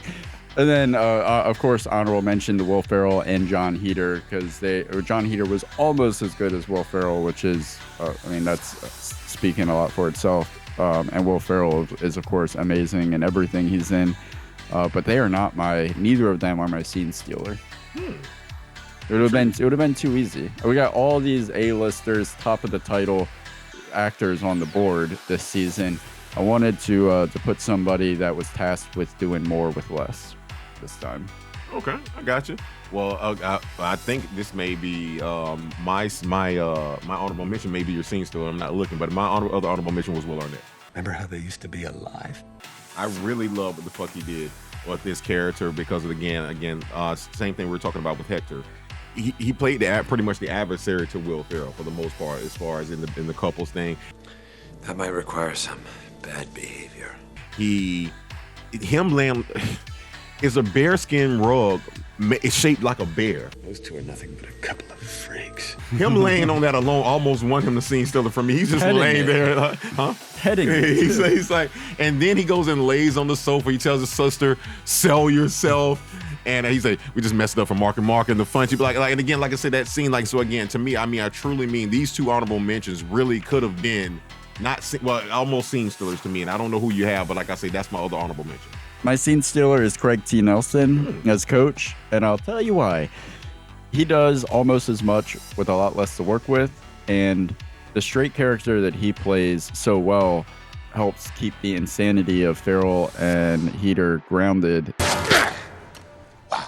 throughout all their antics, and it actually enhances everything that they're doing because he drives it. Like, there would not be this movie without his character, at least, and he brought that character to life perfectly. Jimmy's here at the arena, you ass. He makes the jokes work when they're going back and forth with each other. I'm the rug master. What does that even mean? Just shut up and take off your damn shoes. The cutaways to him are what really take those moments to the next level. And even on the dramatic side, when they're trying to sell, like, the get you hyped up during their routines on the ice, it's always the cutaways to him that gives some kind of credibility to the situation. The fact that Coach, who we've watched on television most of our life as a serious coach, is watching these two dudes on the ice and looking amazed or moved by it, it helps us to buy into what they're selling. I was wrong. It's suicide. I just think his character is so necessary, and he actually managed to make me laugh a lot of the times too, just in the way he'd react to things so naturally. It's over, damn it. Just like that. I want to give it to Craig T. Nelson. Man, I grew up with him, man. He kept me, like, the coach was like, grandma's house, watching him before I go to sleep. Now, you really, this normally doesn't happen, but you've actually swayed my opinion on this. I had someone else, but I listened to your points here. I think it is very, because I'm thinking about he had to deal with David Fincher. You know what I'm saying? Talking to him like, you know what I'm saying? I did. You brought me half of a gold medal. And he had to deal with being out of skating, that whole thing, coming to get Jimmy back, getting him out of jail on the ice. And I'm thinking about the cutaways now. And like you say, again, comedy only works when you really have someone like, just like a magician, you have someone playing in the audience. You got to have someone playing off of you. And it's so hard when you can be funny to freaking not be funny to make other people funny. It's like the catapult. So you got your Steve Martin to your John Candy, your Robert Downey Jr. to your Zach Galifianakis. Right. And we're clearly not saying that he was funnier than Will Ferrell or Jon Heder. I know. But he brought more to the movie overall. Jimmy, get off your hands. You're gonna need those later. Now, come on. Because Will Ferrell's jokes they would have landed, but just not as gracefully if we didn't have his reactions. To it. Like I say, we love the movie so much because of the balance that he brings to it. Put your clothes on, Jimmy. Like I say, he was a good coach and he was a good sport. Nice choice, coach. Turned out well. So, hey, with that fucking being said, I give it to you. And plus, like I said, we grew up with him, so fuck it, coach. And plus, Jon Heder and Will Ferrell, I'm pretty sure you'll make our board. Yeah. All right, with that being said, Craig T. Nelson, get your ass up there, coach. All right, 1, 2. All right, throw the Gatorade on this motherfucker. Sailing across the sky on a blaze of glory. All right, guys, Cast Career U, we got something special for you here, and we're going to ice it up. Who left the fridge open? We're talking to writer Dave Krinsky. Also coming on is actor and returning guest from the Tropic Thunder episode. Go check it out. David, you're going to get so laid on this set, Pressman. All right. He is a multi-Emmy nominated writer, co-creator of the hit TV series Lopez, Silicon Valley, and History of the World. He's also working on the more recently, The Freak Brothers on Tubi. In 2007, he co-wrote the film that brings us together today, Blades of Glory. Thank you so much, Dave Krinsky, for being here today. What? I'm sorry. What are you doing? Oh. Okay. Okay. All right. And thank you for having me. And thank you. And also, I'm not going to lie to you. Like, I'm looking at you right now. You are a dead ringer doppelganger for Whiplash. I'm getting real Whiplash. Yes. Is it freaky? D.K. Simmons? Yeah. Oh, yeah. Have you never gotten that before? No, but I've gotten a lot worse. My wife like Paul Giamatti, who I love as an actor, but it's not like that's the. Oh my God. I'm not going to say any more, All right, we'll jump right into it. Sailing across the sky on a blaze of glory. All right, Blades of Glory appears to be your first feature film credit. It was shot in 2006, released in 2007, co-written with Jeff and Greg Cox. When did the writing take place for that, and how did you and John get involved with the production? So the Cox brothers had sold it as a spec screenplay before we were ever involved, so we didn't even know them. Huh. And they sold it to Red Hour, which is Ben Stiller's company, and Ben had bought it, for himself to star in. And we got called. Ben actually did King of the Hill sort of as a favor to Mike Judge, and I think he was a little hesitant to do it, but he came in and did the table read. And he played a great role. He played like a new employee at Strickland Propane, who was a guy who was always like, "That's what she said," and everybody thinks he's so funny and driving Hank nuts. And Ben, you could tell he walked in because there's, our actors are very good, and you could tell maybe he's like didn't know what he was getting into, and he had a blast, and he did wonderfully.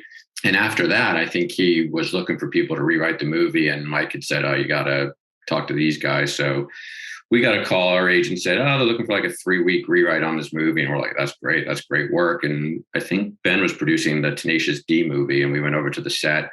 I met with him and Stuart Kornfeld, his producing partner, and we said, "Look, honestly, guys, this is a could be a great movie. There's a lot of good in the script, but we think it's bigger than a 3-week rewrite." Personally, we just felt like, while it was a funny setup and the characters said funny things, that the underpinnings needed to be very real and authentic, and all. We said we think it's a slightly bigger rewrite, and we thought we had talked ourselves out of a job, but by the time we got back, our agent called and said, "Yeah, they want you to do it." So we went in and did the rewrite. And once again, look, it's a great idea for a movie. It's a great title. I think it was the first script the Cox brothers had written, so I think it just needed some of the work that we'd been doing on King of the Hill, rewriting hundreds of scripts. So we did a draft, with Ben sort of input, and he just really loved it and said, "Yeah, I want to do this." And we're like, great. And we had a table read, and Ben played Chaz and Jon Heder was involved, and the director Speck and Gordon were already on board, and it was a great table read. It wasn't the same cast. I think Zooey Deschanel played Jenna Fisher's role at the table read, and I can see that. Alec Baldwin played Craig Nelson's role. Yeah, that's interesting to come into a like. Was that something? I know you did that. You say you did it on King of the Hill, but was that like the first time that you've like come into a feature film like that and worked on a script that already had like a foundation laid out? No, we had done several feature rewrites previous to that, nothing that had gotten produced. But I mean, obviously writing movies is a little different from writing TV, but our philosophy toward rewriting was always the same, which is let's keep as much as we can keep and, change what has to be changed. And in this one, it was, we'd done it a bit before, and we kind of relied on what we knew, what we felt, a movie needed to sustain itself over that. And a lot of it was the characters, they had to have backstories. They had to, be unique and identifiable, have their own, idiosyncrasies, and their interplay had to, be specific. And like John always says, we treat like these guys thought they were in an opera. We had them being so serious, never winking at the camera when we wrote it. Like they had to take everything super serious. This was life and death, because the comedy was going to take care of itself. Two guys skating together. That was one of the funniest things to me about it, was the absurdity of the situation juxtaposed with the seriousness that they were approaching. The like Will Ferrell's just deadpan delivery when he's beautifully skating around the ice, and it's just done so well. Was that a part of the original script that you guys walked into? Was it leading to a male figure skating duo, the first of its kind like that? Was it just an issue of it not setting that up believably enough for the payoff? Yeah, I mean, the core idea of two guys skating together was there, and I remember the Koch brothers did a very nice job with that scene where the coach is watching the video of them getting arrested and being inspired to come up with the idea.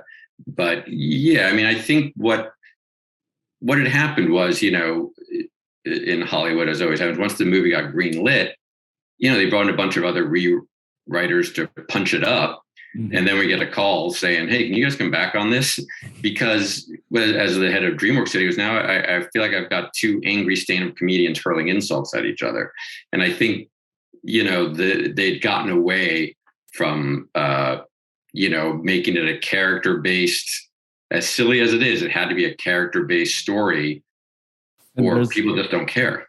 There's a sweetness to it that was like Will Ferrell was playing his like alpha male type of person, and Jon Heder is playing a similar character to what people are used to seeing him as. But it was something weird about Blades of Glory that made it really special, because there was no there wasn't any animosity, or it was just a very sweet natured movie. Yeah, and I think a lot of that did come from Jon and from Will, who are both, extraordinarily nice guys. And you can watch Will Ferrell being a dick because he's not, that comes through. And Jon is just super sweet in real life, and that comes across as well.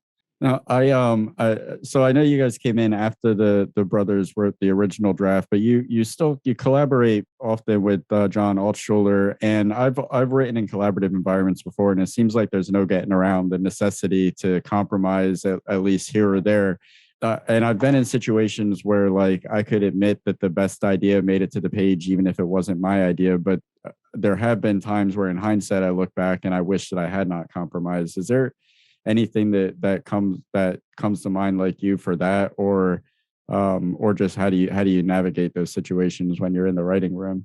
Yeah, look, it's definitely difficult. We all have egos. I think, just sort of anecdotally, there were a couple of guys that ran King of the Hill, and they were a team, and their sort of philosophy was that if they both didn't find something funny, it didn't go in the script.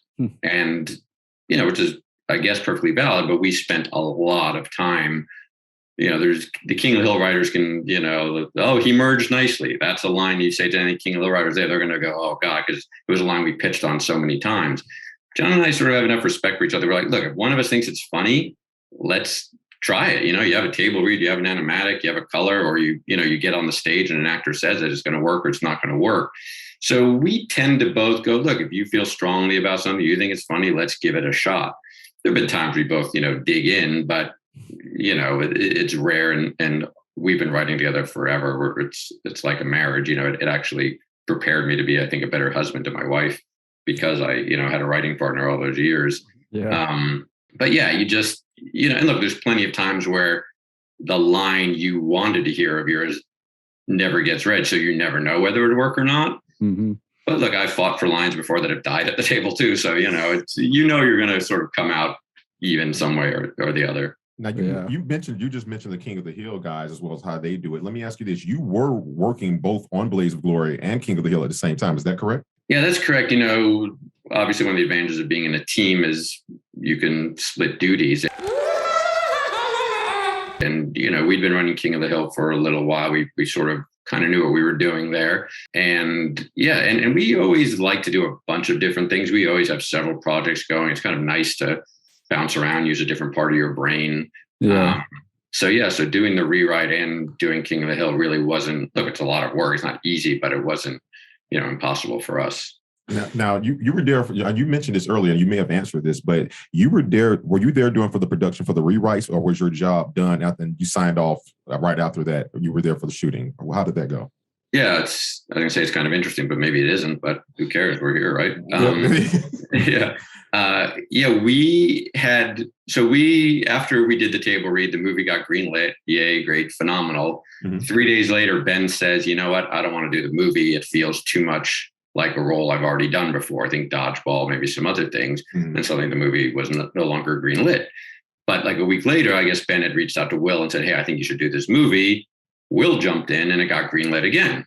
So that was great. And then, but yeah, we did get a call down the road, and it was to come in and do a writer's roundtable. I don't know if you guys know about those, but basically it's almost like a rewrite you would do in TV, except it's a movie rewrite. And we'd done one on Tropic Thunder, and we'd done one with Sacha Baron Cohen on The Dictator. And I guess those were after Blaze of Glory, but stuff we had done before, and we were running King of the Hill. And it was like, look, we can't make that roundtable. And they go, what about this one? And we're like, no, look, we're just crushed. We can't do it. And they kept asking us, and we're like, look, we're sorry. And finally I guess it came out. It's like, look, we really need you guys. The studio wants that Altshuler Krinsky magic that they had lost from getting it rewritten so many times, and they weren't going to make it again, which was a nice position to be in, because as a writer, to be able to, get the weekly rewrite gig is a good one. Yeah.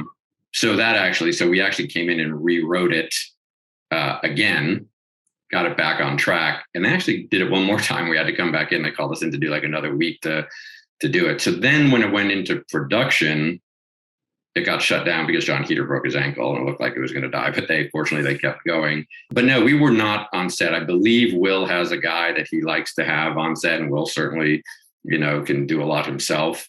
But yeah, we were not on set for that, which I don't enjoy being on set, even on my own shows. Like, to me, it's just dull. Like, if you have a job to do, it's great. And when I'm running a show, there's enough to do that it's interesting. But I was a PA for far too long, and sitting around on a set's just not my idea of fun. Well, I heard that the ending was changed pretty dramatically from like a kidnapping up in the mountains. It involved like going down the mountain, and every other Olympic thing other than figure skating was involved in the escape. Were you a part of that rewrite, or did that happen like real time just because of production? No, that was us, and that is something I think Jon and I are both pretty proud of. We sort of felt like the best third act would be a chase on the ice, but we also thought it would be really funny. And I remember rewriting this in the script. It's like the slowest chase ever filmed now takes place as they go to land on skates and run around. So that Act 3 really was all us. And it is one of the things I think we're probably most proud of. Props to you on that. Cause yes, I was about 4 bongs in by the time that part hit. And I fell off the futon. It was incredible. When they got stuck in the escalator going up. Just waiting for each other. Well, just trying to walk on ice skate, because that's so relatable. Like, just trying to imagine chase on those things. Yeah, and look, Speck and Gordon shot it amazingly. When you write the screenplay, you tend not to write every single beat because nobody wants to read that. And we had a lot of detail in there, but when I saw it the first time, I was like, oh my God, that's amazing. It's, when it's better than you pictured, that's a great thing to happen. I mean, down to the editing, I think is what really sealed the deal for me, because it's just the fact of like the high speed chase music kind of cutting off just long enough for you to hear the Foley of the clinking and the chatter of the, I mean, from the writing, directing, acting, editing, it was a team effort to land that punchline, and it worked. Yeah, that moment on the escalator where Will turns around to Will and he's like, what are you supposed to be? And he's like, JFK. Don't worry, it'll make sense. It's like such a quiet, slow ride. I really like that moment. We read that the Van Waldenberg name was taken from the family name of one of the writers. Are you able to confirm that? I cannot. It might have been the Cox brothers. Okay. It's funny because a lot of writers changed the character names because I think they figured it'll help them get credit in the arbitration. We tend not to change names. So I don't recall changing that name, but certainly no one in my family or John's family are Von Waldenbergs. I don't know about you, but coming up with names is my least favorite part of the writing process. It just seems like such a tedious task, and it's Bruce, John, Mary. Like it's so difficult to come up with a name that people don't scoff at. Like, really, you couldn't have thought of something more creative? Yeah, I think John's very good at it. Fortunately, because I'm not that good either. But at King of the Hill, you would spend, you could spend a half hour or longer arguing over the name. I remember Johnny Hardwick, who played Dale in King of the Hill, but was also one of the writers, really wanted Bill Dauterive's middle name to be Anus. And he's like, Ennis, Anus. And we're like, no. But he wouldn't stop. Like 45 minutes, like, Bill Anus Dauterive. It's like, sorry, Johnny. I mean, you got John Redcorn in there, so you got a little, That's true. John Redcorn was a great character. He was fun. Yes, he was. A lot of women. When you're writing, do you imagine certain actors for the characters in your stories to use as sort of an anchor point or reference? And if so, did you imagine anybody in particular when writing the or when you were rewriting the Chaz and Jimmy characters? I would say in general, no. I think a trap that we fell into early on, and probably other young writers do as well, is a lot of people will picture like Tom Hanks saying the line, and it sounds great because you're picturing Tom Hanks say the line. The line's not that great. Tom Hanks saying it's great. So I try not to picture an actor because I do think it's a crutch that's not helpful. But Blades of Glory, initially we were writing it for Ben and then rewriting for Will. Obviously you picture them and there's certain things they're going to be able to do well. I remember in the courtroom scene, one of the lines we wrote and just picturing Will saying what he did was so good, which is like, I'm a sex addict. It's my cross to bear.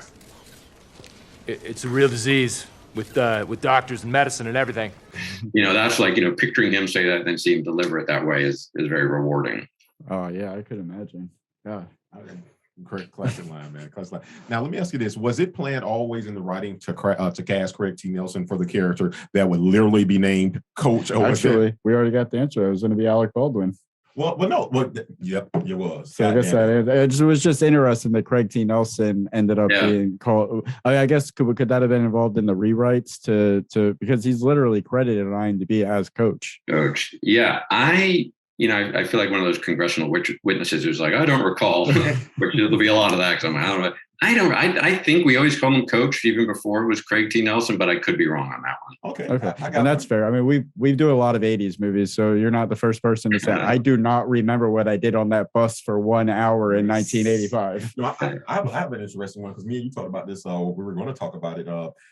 Who was this in you guys' original script or was it in the rewrites? The move that they did actually came from a film. What did we call it? What was the name of the film? The move that they did. The Iron Lotus? The Iron Lotus. Yeah, but it was from a real film. What the hell was the name of the film? We've talked about this. Oh, Cutting Edge. Thank you. Yes, Cutting Edge. So was that a part of you guys' script to say that they were going to do that, or was that a part of the rewrites? So and this is one that my memory's a little foggy, but we came up with this idea that there was this crazy, dangerous move that had been banned that they were going to do. I cannot remember if we called it Iron Lotus or not. I kind of feel like we did, but I don't think I knew Cutting Edge. I mean, I remember that movie, but I don't think that was part of our inspiration. Dangerous move, though. It's a dangerous ass. Yeah. Well, yeah. You All get right. your head lopped off. All right. Now, on IMDb, there's a piece of trivia, and again, loosely, this is IMDb, that states that the writers claim that 88.773 of Will Ferrell's dialogue is improvised or changed in some way to suit his persona. Is that true? You're on the congressional stand here. Well, I'm not great at math. Yeah, the honest answer is I don't know. Look, Will changes a lot to fit his personality, what he can deliver. And certainly there's plenty of lines I can remember us writing and him delivering in a different way. But there's a lot of lines, when I went to the premiere, the first time I saw the movie, I was like, oh, that's not ours. And there really weren't any writers between us and the movie other than whoever Will had on set. So I'm sure, there's plenty of places where Will, did Will. And thank goodness he did. No one knows what it means, but it's provocative. It's all right if you don't remember. We could move on to the next one. But is there anything that comes to mind as far as like in the script there was a particular phrasing that you were like you see it changed in the final product? Like, oh man, it was the wording that I had was really good. Well, this is a little more macro than that, but it's kind of interesting. The draft that we always delivered and was right up until the shooting script starts at that orphanage. If you remember, Jimmy gets adopted by Will Fichtner's character. Well, what we had written was that he was ready to adopt Chaz. Chaz was a kid at that orphanage. And then suddenly he sees Jimmy and he's like, no, I want him. And Chaz hated Jimmy from that moment in childhood. And throughout the movie, Chaz has this anger toward Jimmy that Jimmy is completely unaware of. And then it finally comes out. So when they shot it and when I saw it, I was like, that was missing. And it was kind of jarring to me. I'm like, how do you take that huge emotional element out of it? But look, it worked. The audience loved it. And years later, I watched it recently to try to remember some things for this. I was like, yeah, I mean, it works without it. Look, that's a layer that we always thought was interesting, but that was a decision made at some point. And honestly, I don't know whether it was edited out or they never shot it, but that was really the main thing that I was like, wow, that's different. I mean, I love that because it makes sense with the film now, because I can see why Jimmy got into figure skating, but now I feel like the reason why Chaz got into it, because he was like, no matter what he's going to do, I'm going to show his dad he should have adopted me. I'm going to be better than him no matter what he does. Yeah. I get you. I feel like I've seen that as a deleted scene or maybe just heard about it on the commentary, but that rings a bell. What that scene that you described. Yeah. So, I can picture it too, but once again, I don't know whether I actually saw it or it's just, when we wrote it, I saw it. Can't wait to rewatch that again. Now, do you have a claim to fame with Blades of Glory? Like you want to watch it? Like I wrote that part. That was my idea. Like when you watched, yeah.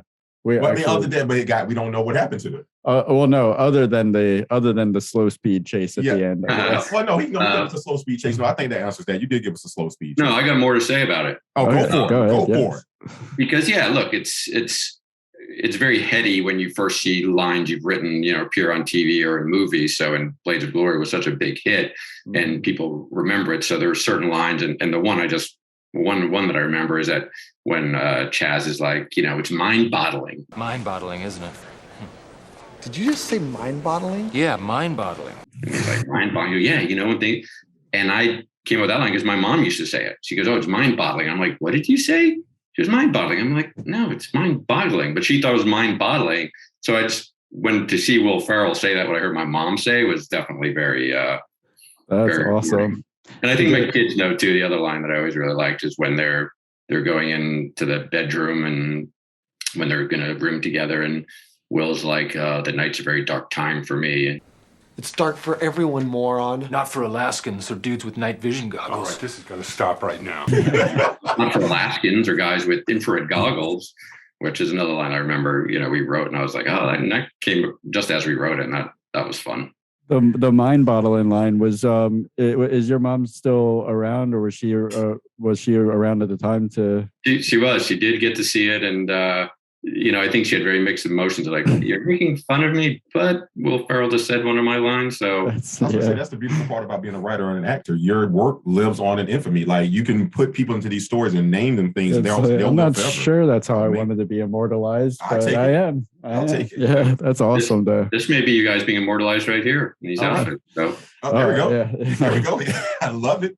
When you're working on a movie like this, it's so heavily saturated in a particular culture like figure skating. What kind of preparation or research do you practice like to get yourself into that world? And like, what is it like walking that line between authenticity and comedy? Yeah, we definitely do a lot of research and did a lot of research. I mean, I wasn't a huge figure skating fan, so John and I both, did a lot of research, like the hug and cry area, or the kiss, hug and cry, I think it was called. Like that was something that was like, oh, we didn't know that existed. That's really cool, But the authenticity really feels like it never gets in the way of the comedy. I mean, sometimes it does. Like you don't want to go to the letter of the law if it's not funny, but usually anything that's real is inspiring in a comedic way. So almost everything we learned about figure skating, whether it made it on the screen or not, we would really try to employ in the screenplay. Yeah, I thought like my experience with figure skating has always been just accidentally catching it on television at my grandmother's house in the 90s. So it's like, it's this vague memory. And I think that's what's really cool about Blades of Glory is I think most people's experience with figure skating is something similar to that. And Blades of Glory touches on all those highlights that stand out in your memories when you... There was that Tanya Hardin incident that brought a lot of people just throwing it out there. Yeah. That's what I She got done dirty. She did. All right. As writers, we often inject our aspects, at least of our personalities, into the characters that we create. In Blades of Glory, who would you say draws the biggest influence from aspects of your personality? Well, I'm not a sex addict. I'm not a hygiene freak. Certainly you can't help but inject yourself in certain characters, certain things. And I thought about this.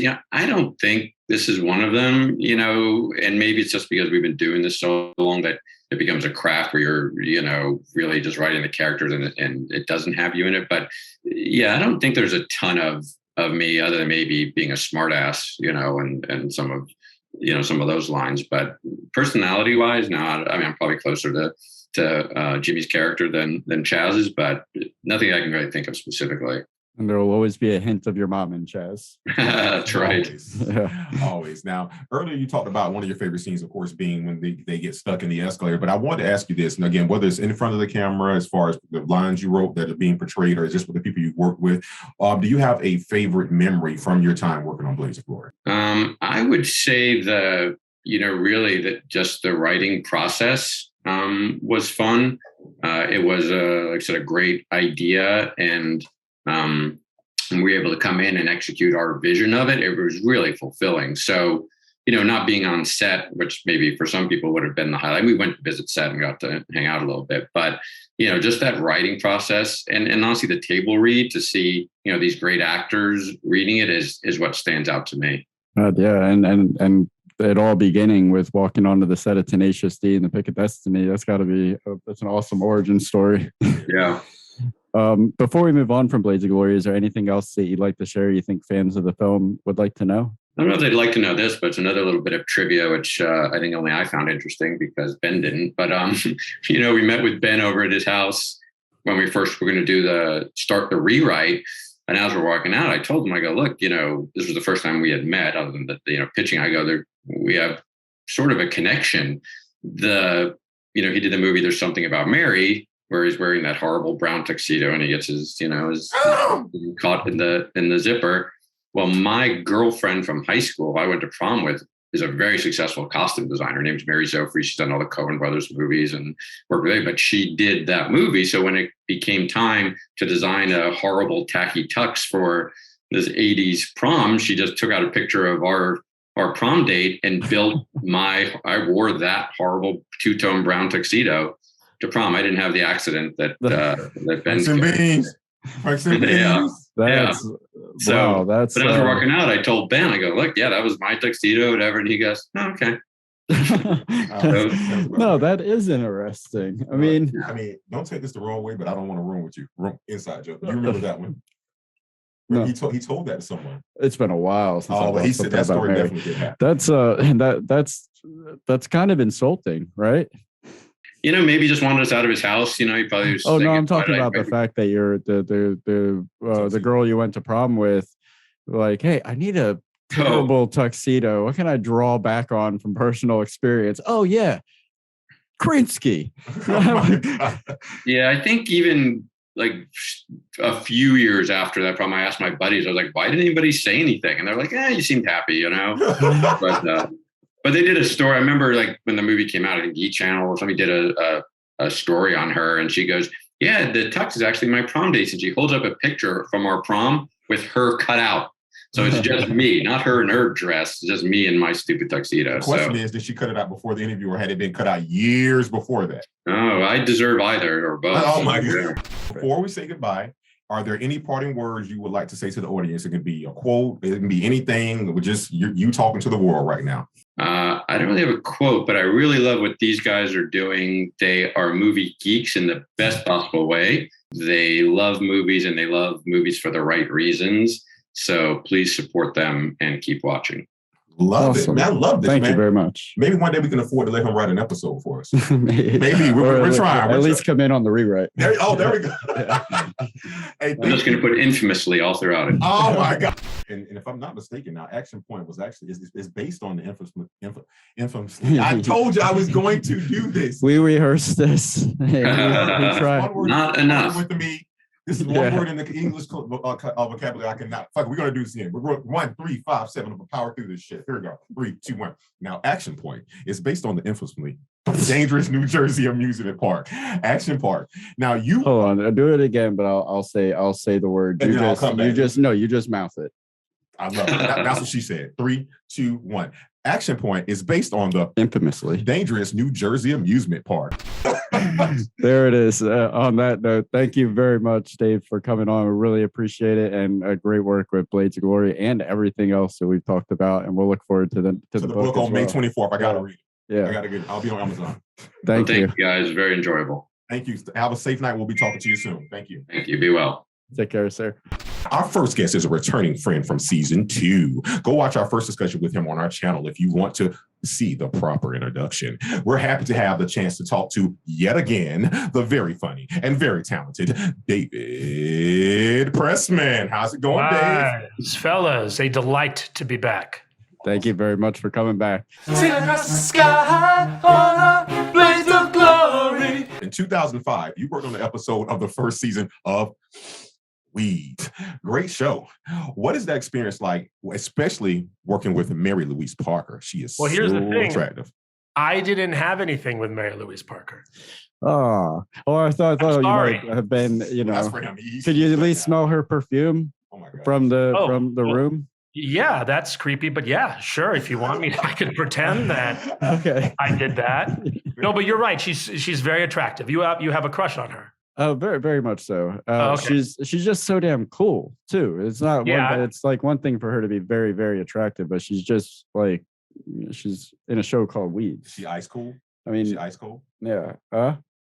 Your shirt. Oh, yeah. I'm sorry. I was thinking of the poster from season 1 with her in the green with the weed plant behind her.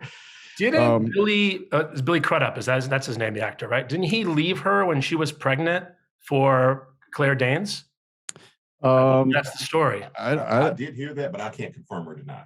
I believe that's the story. I've made a habit of not looking up like anything about her personal life because I want to go down that rabbit hole. I'm about Nancy Botwin.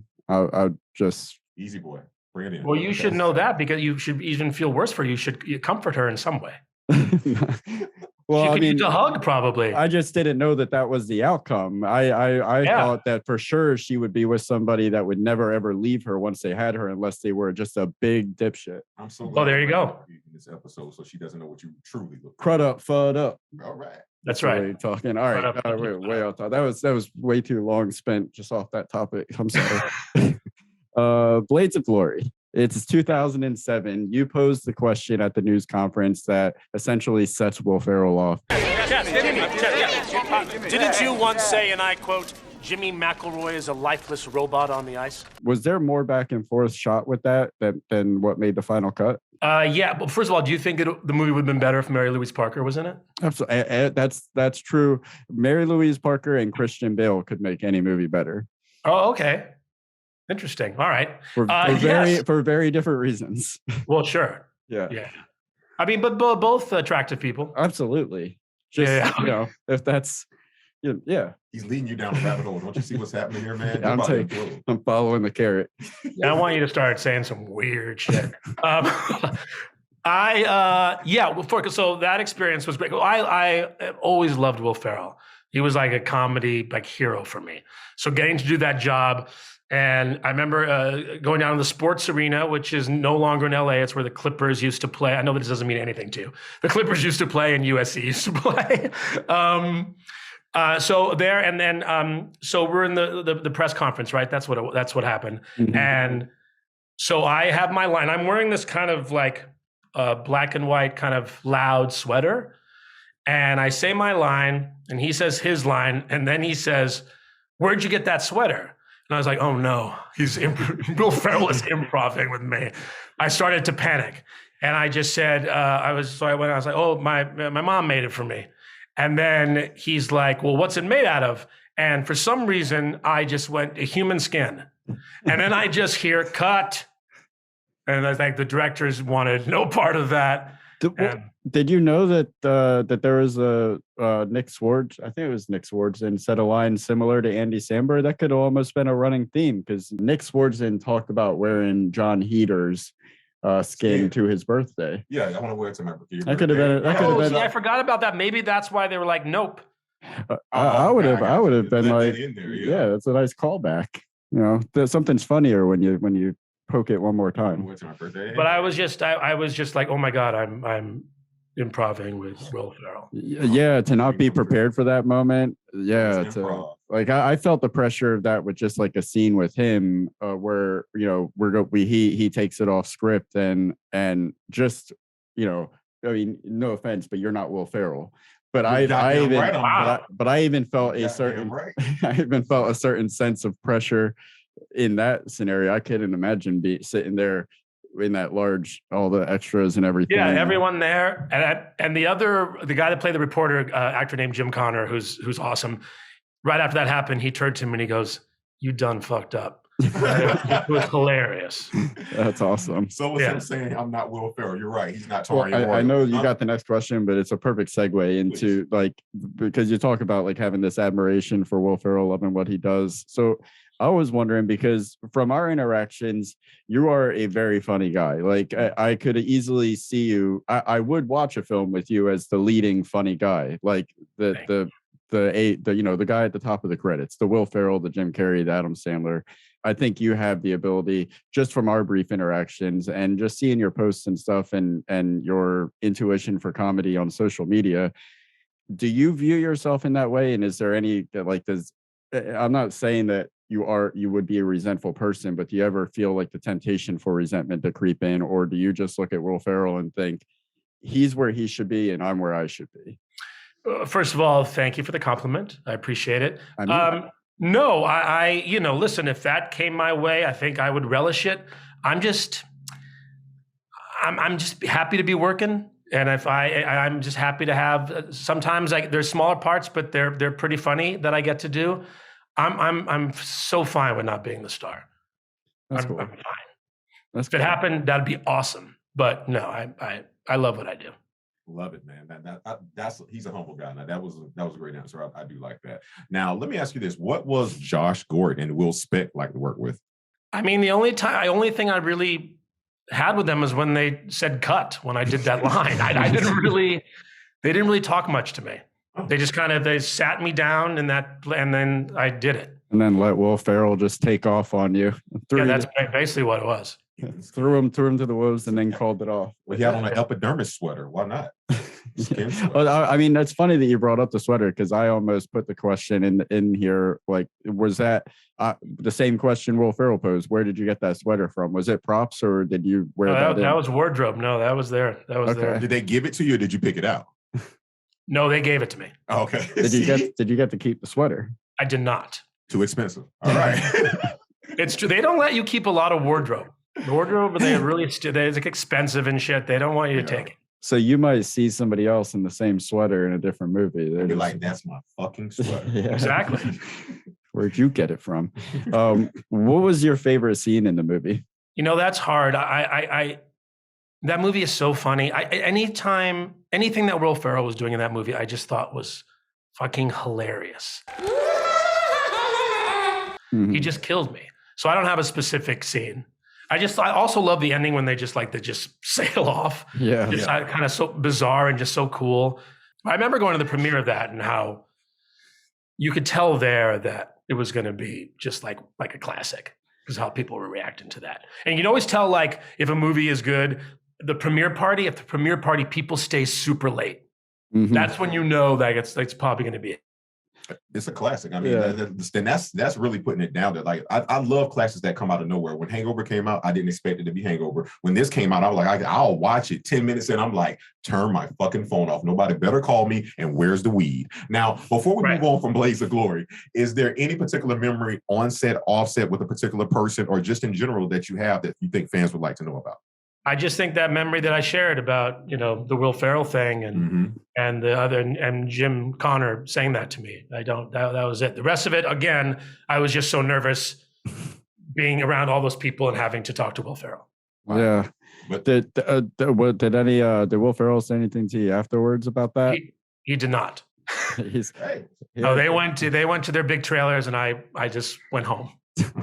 I got to get a trailer one day, man. I don't think I could do that. I admittedly, I think I have a little bit too much entitlement issues to be like, why does he get to go to, and I got to go back to 30 years of working my ass off. That's why, kids. I mean, you still get you still get trailers. They're kind of roomy. They're just not as cool as the big stars. Yeah. I don't think I have the personality to backseat. I can see you wanted to get away from everyone. I've tried to help other people with their films, and it's just like I'm like, I should just be making my own thing right now. I don't know. I'm not saying it's a good trait. So it's a very I get that though. All right, but you would take a back seat to Mary Louise Parker, I'm guessing. Back seat, front seat, any seat, car seat. I don't. He's going to go on a diatribe. So listen, I want to ask. Now, there's a photo of you holding a monkey from. There is. Yes, from Merry Christmas, Drake and Josh. Before we say goodbye, are there any parting words that you'd like to leave the audience with? Just do what makes you happy. We don't know how much longer we have on this shithole planet, so do what you can. Awesome. He's right. This is a shithole planet. Always a pleasure. I hope we do this again. Me too. At least once a year. This is very fun. For sure. I love it, guys. Thanks so much for having me. Sometime. Well, this is a shithole world. We got to do this in person sometime. I'm bringing the vodka. Absolutely. You really are a yes man now. Just everything. Yeah, you can bring it. All right, Peter. Thank you so much, man. We hope you really do feel better. I hope you don't die. He does, so it's a coin flip, but I hope you stay alive, man. Thank you so much. Thank you. I really appreciate it. All right. Thanks. Take care, man. Have a good night. Take it easy, man. All right, guys. We want to thank our guests for that magical Zamboni type interview, and it was so beautiful. Would you not agree? It was fantastic. I fucking love David Pressman. Oh, he's awesome. He's a friend of the show too. So that brings us to Krinsky was great too, but David Pressman, I just feel like I feel like we can just talk. Yeah. You and him have some talk about. I'll be taking you guys to sex ed class. All right, Mary Louise Parker. Jesus effing Christ. Sing across the sky on a blaze of glory. What I would change in this, simply. It's hard, man, to be honest with you. It truly is hard because of the fact that I feel biased now because we've talked to the writers, we've seen the film, we know what would have been, what wasn't. And for me, the only thing that, again, I don't really want to cop out on this, but the only thing that I really would change is if I had not seen it. Because I want to relive that experience again. This film, I'm not saying it's a perfect film, but what I am telling you is that. Oh, see, I disagree with you on that. Like, it is a perfect film, but I don't. The fact it's one of those movies that I don't ever want to go back and watch it for the first time again because it's one of those movies. Yeah, I don't even find something more, but just appreciate the same things more and more. Like it's just one of those things that it just gets funnier and funnier every time you watch it. It literally grows on you. I would change the ending though. I would have made it come about 30 minutes later. Oh, I could have done with an extended version of the film. I would love to see it because the pacing was so good. You don't but I told you that earlier. We talked about that. It's 90 minutes, but it plays longer. Yeah. Than 90 minutes. It's like you feel like you've been there for 2 hours. Because they break it up into chapters nicely. You get like their demise. Boom! their return. I'm here to sign up the pairs team of Michaels and McElroy. Training, competition. You get a lot of it. It's broken up nicely, and there's like most comedies, they kind of take a break on telling jokes at a certain point when it comes time to wrap the story up, and this one did not. I want to wear the gold medal naked. It was funny until the very end. Got his point across though. So take us through. All right, Dave, take us to the review. Sail across the sky on a blaze of glory. This felt like a return to kind-hearted, silly humor that was prevalent in late 80s and 90s movies like Uncle Buck, Tommy Boy, Waterboy, movies that exist in movie world. You know, like they're not bogged down with trying to be emotionally authentic.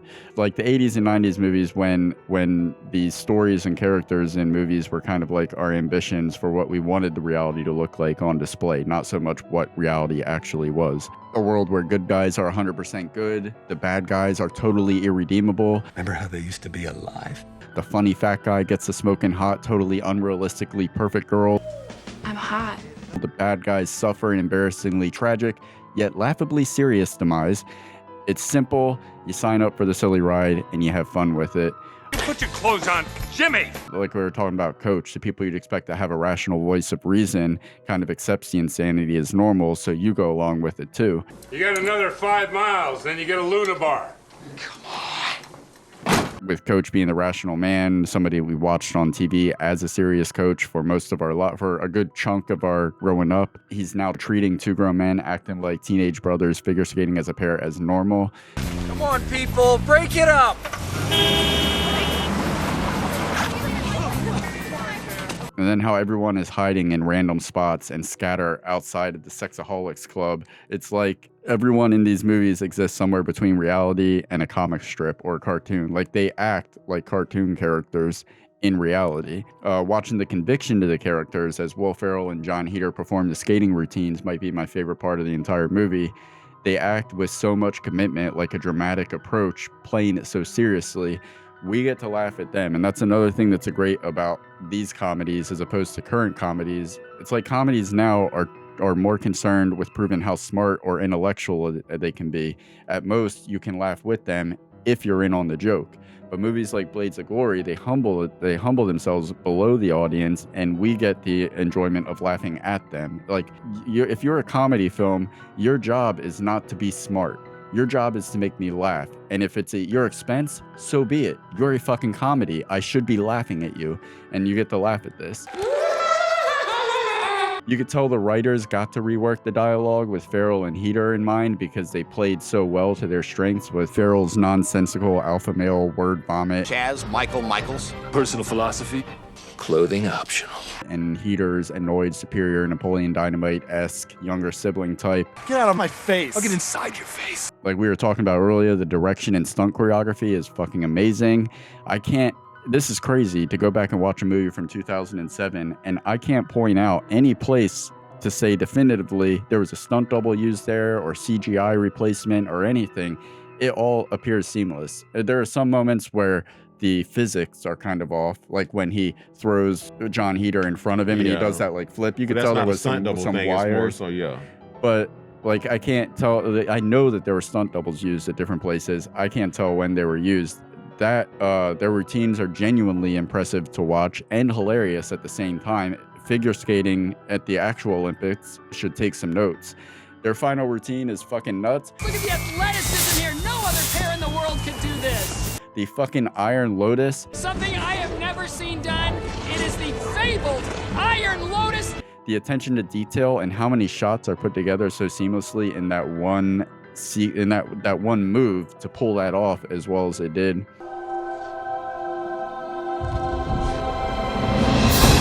With that said, none of those great things were even needed because this movie would have gotten a 5 even without any of that. It would have gotten a 5 purely for giving us Pam motherfucking Beasley in lingerie. I'm hot. And lastly, the ending. This was the perfect ending. How they, without explanation, fly off into space, become a star that bursts into a constellation of figure skaters, somehow embodies the energy of the whole movie and caps it off perfectly. 5 for me. 5. And I have watched this movie damn near 100 times, if not more. Sometimes multiple times in a single day, and it does not get old. Well, I don't think I can put it any better than you just put it, so I'm just gonna say I'm gonna go Dave Chappelle. There's so many numbers I can say. I can only choose one. Fizzy! I plead the fifth. 5. Fizzy, ask me something. Fizzy. So with that being said, guys, he's 100% correct. I've seen this movie over 100 times, and again, it's not one of those stoner flicks. It's sometime, and again, we're not saying it's the best film ever in life, but what I'm telling you is the film gets a 5 because of the fact that I can't poke any hole in this. His only quarrel was, hey, listen, I want the ending. It changed the ending. He only wanted it to be longer. Yeah, I got you. That's okay, what I'm saying. So we both wanted it to be longer. That's what she said. The chemistry between Heder and Ferrell, like a lot of times when you start thinking about who are these dream combinations, you talk about wanting to see Chevy Chase and Steve Martin and Martin Short or Martin Lawrence and Will Smith. I never in my life would have said, let me see Jon Heder and Will Ferrell. I'll be honest, I was skeptical because of the casting of this movie, because of the timing that it came out. You know, Jon Heder was kind of fresh off of Napoleon. You thought it was just a cash grab or something exactly. like that. I thought it was a cash grab. Like, there's no way, there's no dynamic between these two. Why would you put these two together other than just to cash in on their popularity at the time? And to be honest with you, I don't think it would have worked with for as great as he is. I don't think it would have worked with Ben Stiller. It would have been it probably would have been enjoyable once or twice, but not a return and watch. Like even tonight, I'll put it back on tonight and I'll still watch it as if we didn't just discuss it. So I'll go ahead and listen, guys, this rarely happens. I think it's the 3rd time in our show this has happened. I'm giving it a fucking 5, and I dare you to debate me on it. But what would you give it? Put it in the comments below. Sail across the sky on a blaze of glory. Throw it away. Our final film of the season will be Drive, motherfucker, drive! Dead Presidents. And that episode will premiere on Cinco de Mayo. We've already got the Asians, the blacks, the Caucasians, and we might as well bring the Spanish in. We have big plans. We have big plans for our series finale episode in June that we'll discuss during the Dead Presidents episode next month. And we have some big changes and improvements coming for season 4 that we'll tell you all about during our season 3 finale episode in June. I'm sorry, I wanted to hit the crack. Steven, my boy! All right, now, and last but not least, guys, don't forget to subscribe. Don't forget to have a great day. We'll see you next time. Wait, no. How are we doing this? I was trying to wave and I fucking hailed. Oh, no. You call me bastard? Capture the dream. I love it. Where'd you come up with that? I have no idea where I came up with it. He's as cold as ice. All right, Peter. Sail across the sky on a blaze of glory. Set fire to the ice on a blaze of glory. Today's the first chapter of a mythic story. Blades of glory. Blades of glory. Goodbye, goodbye. Blades of goodbye, glory. goodbye. Goodbye, goodbye, goodbye. Why don't you subscribe? It'll last longer. Blades of glory. Blades of glory.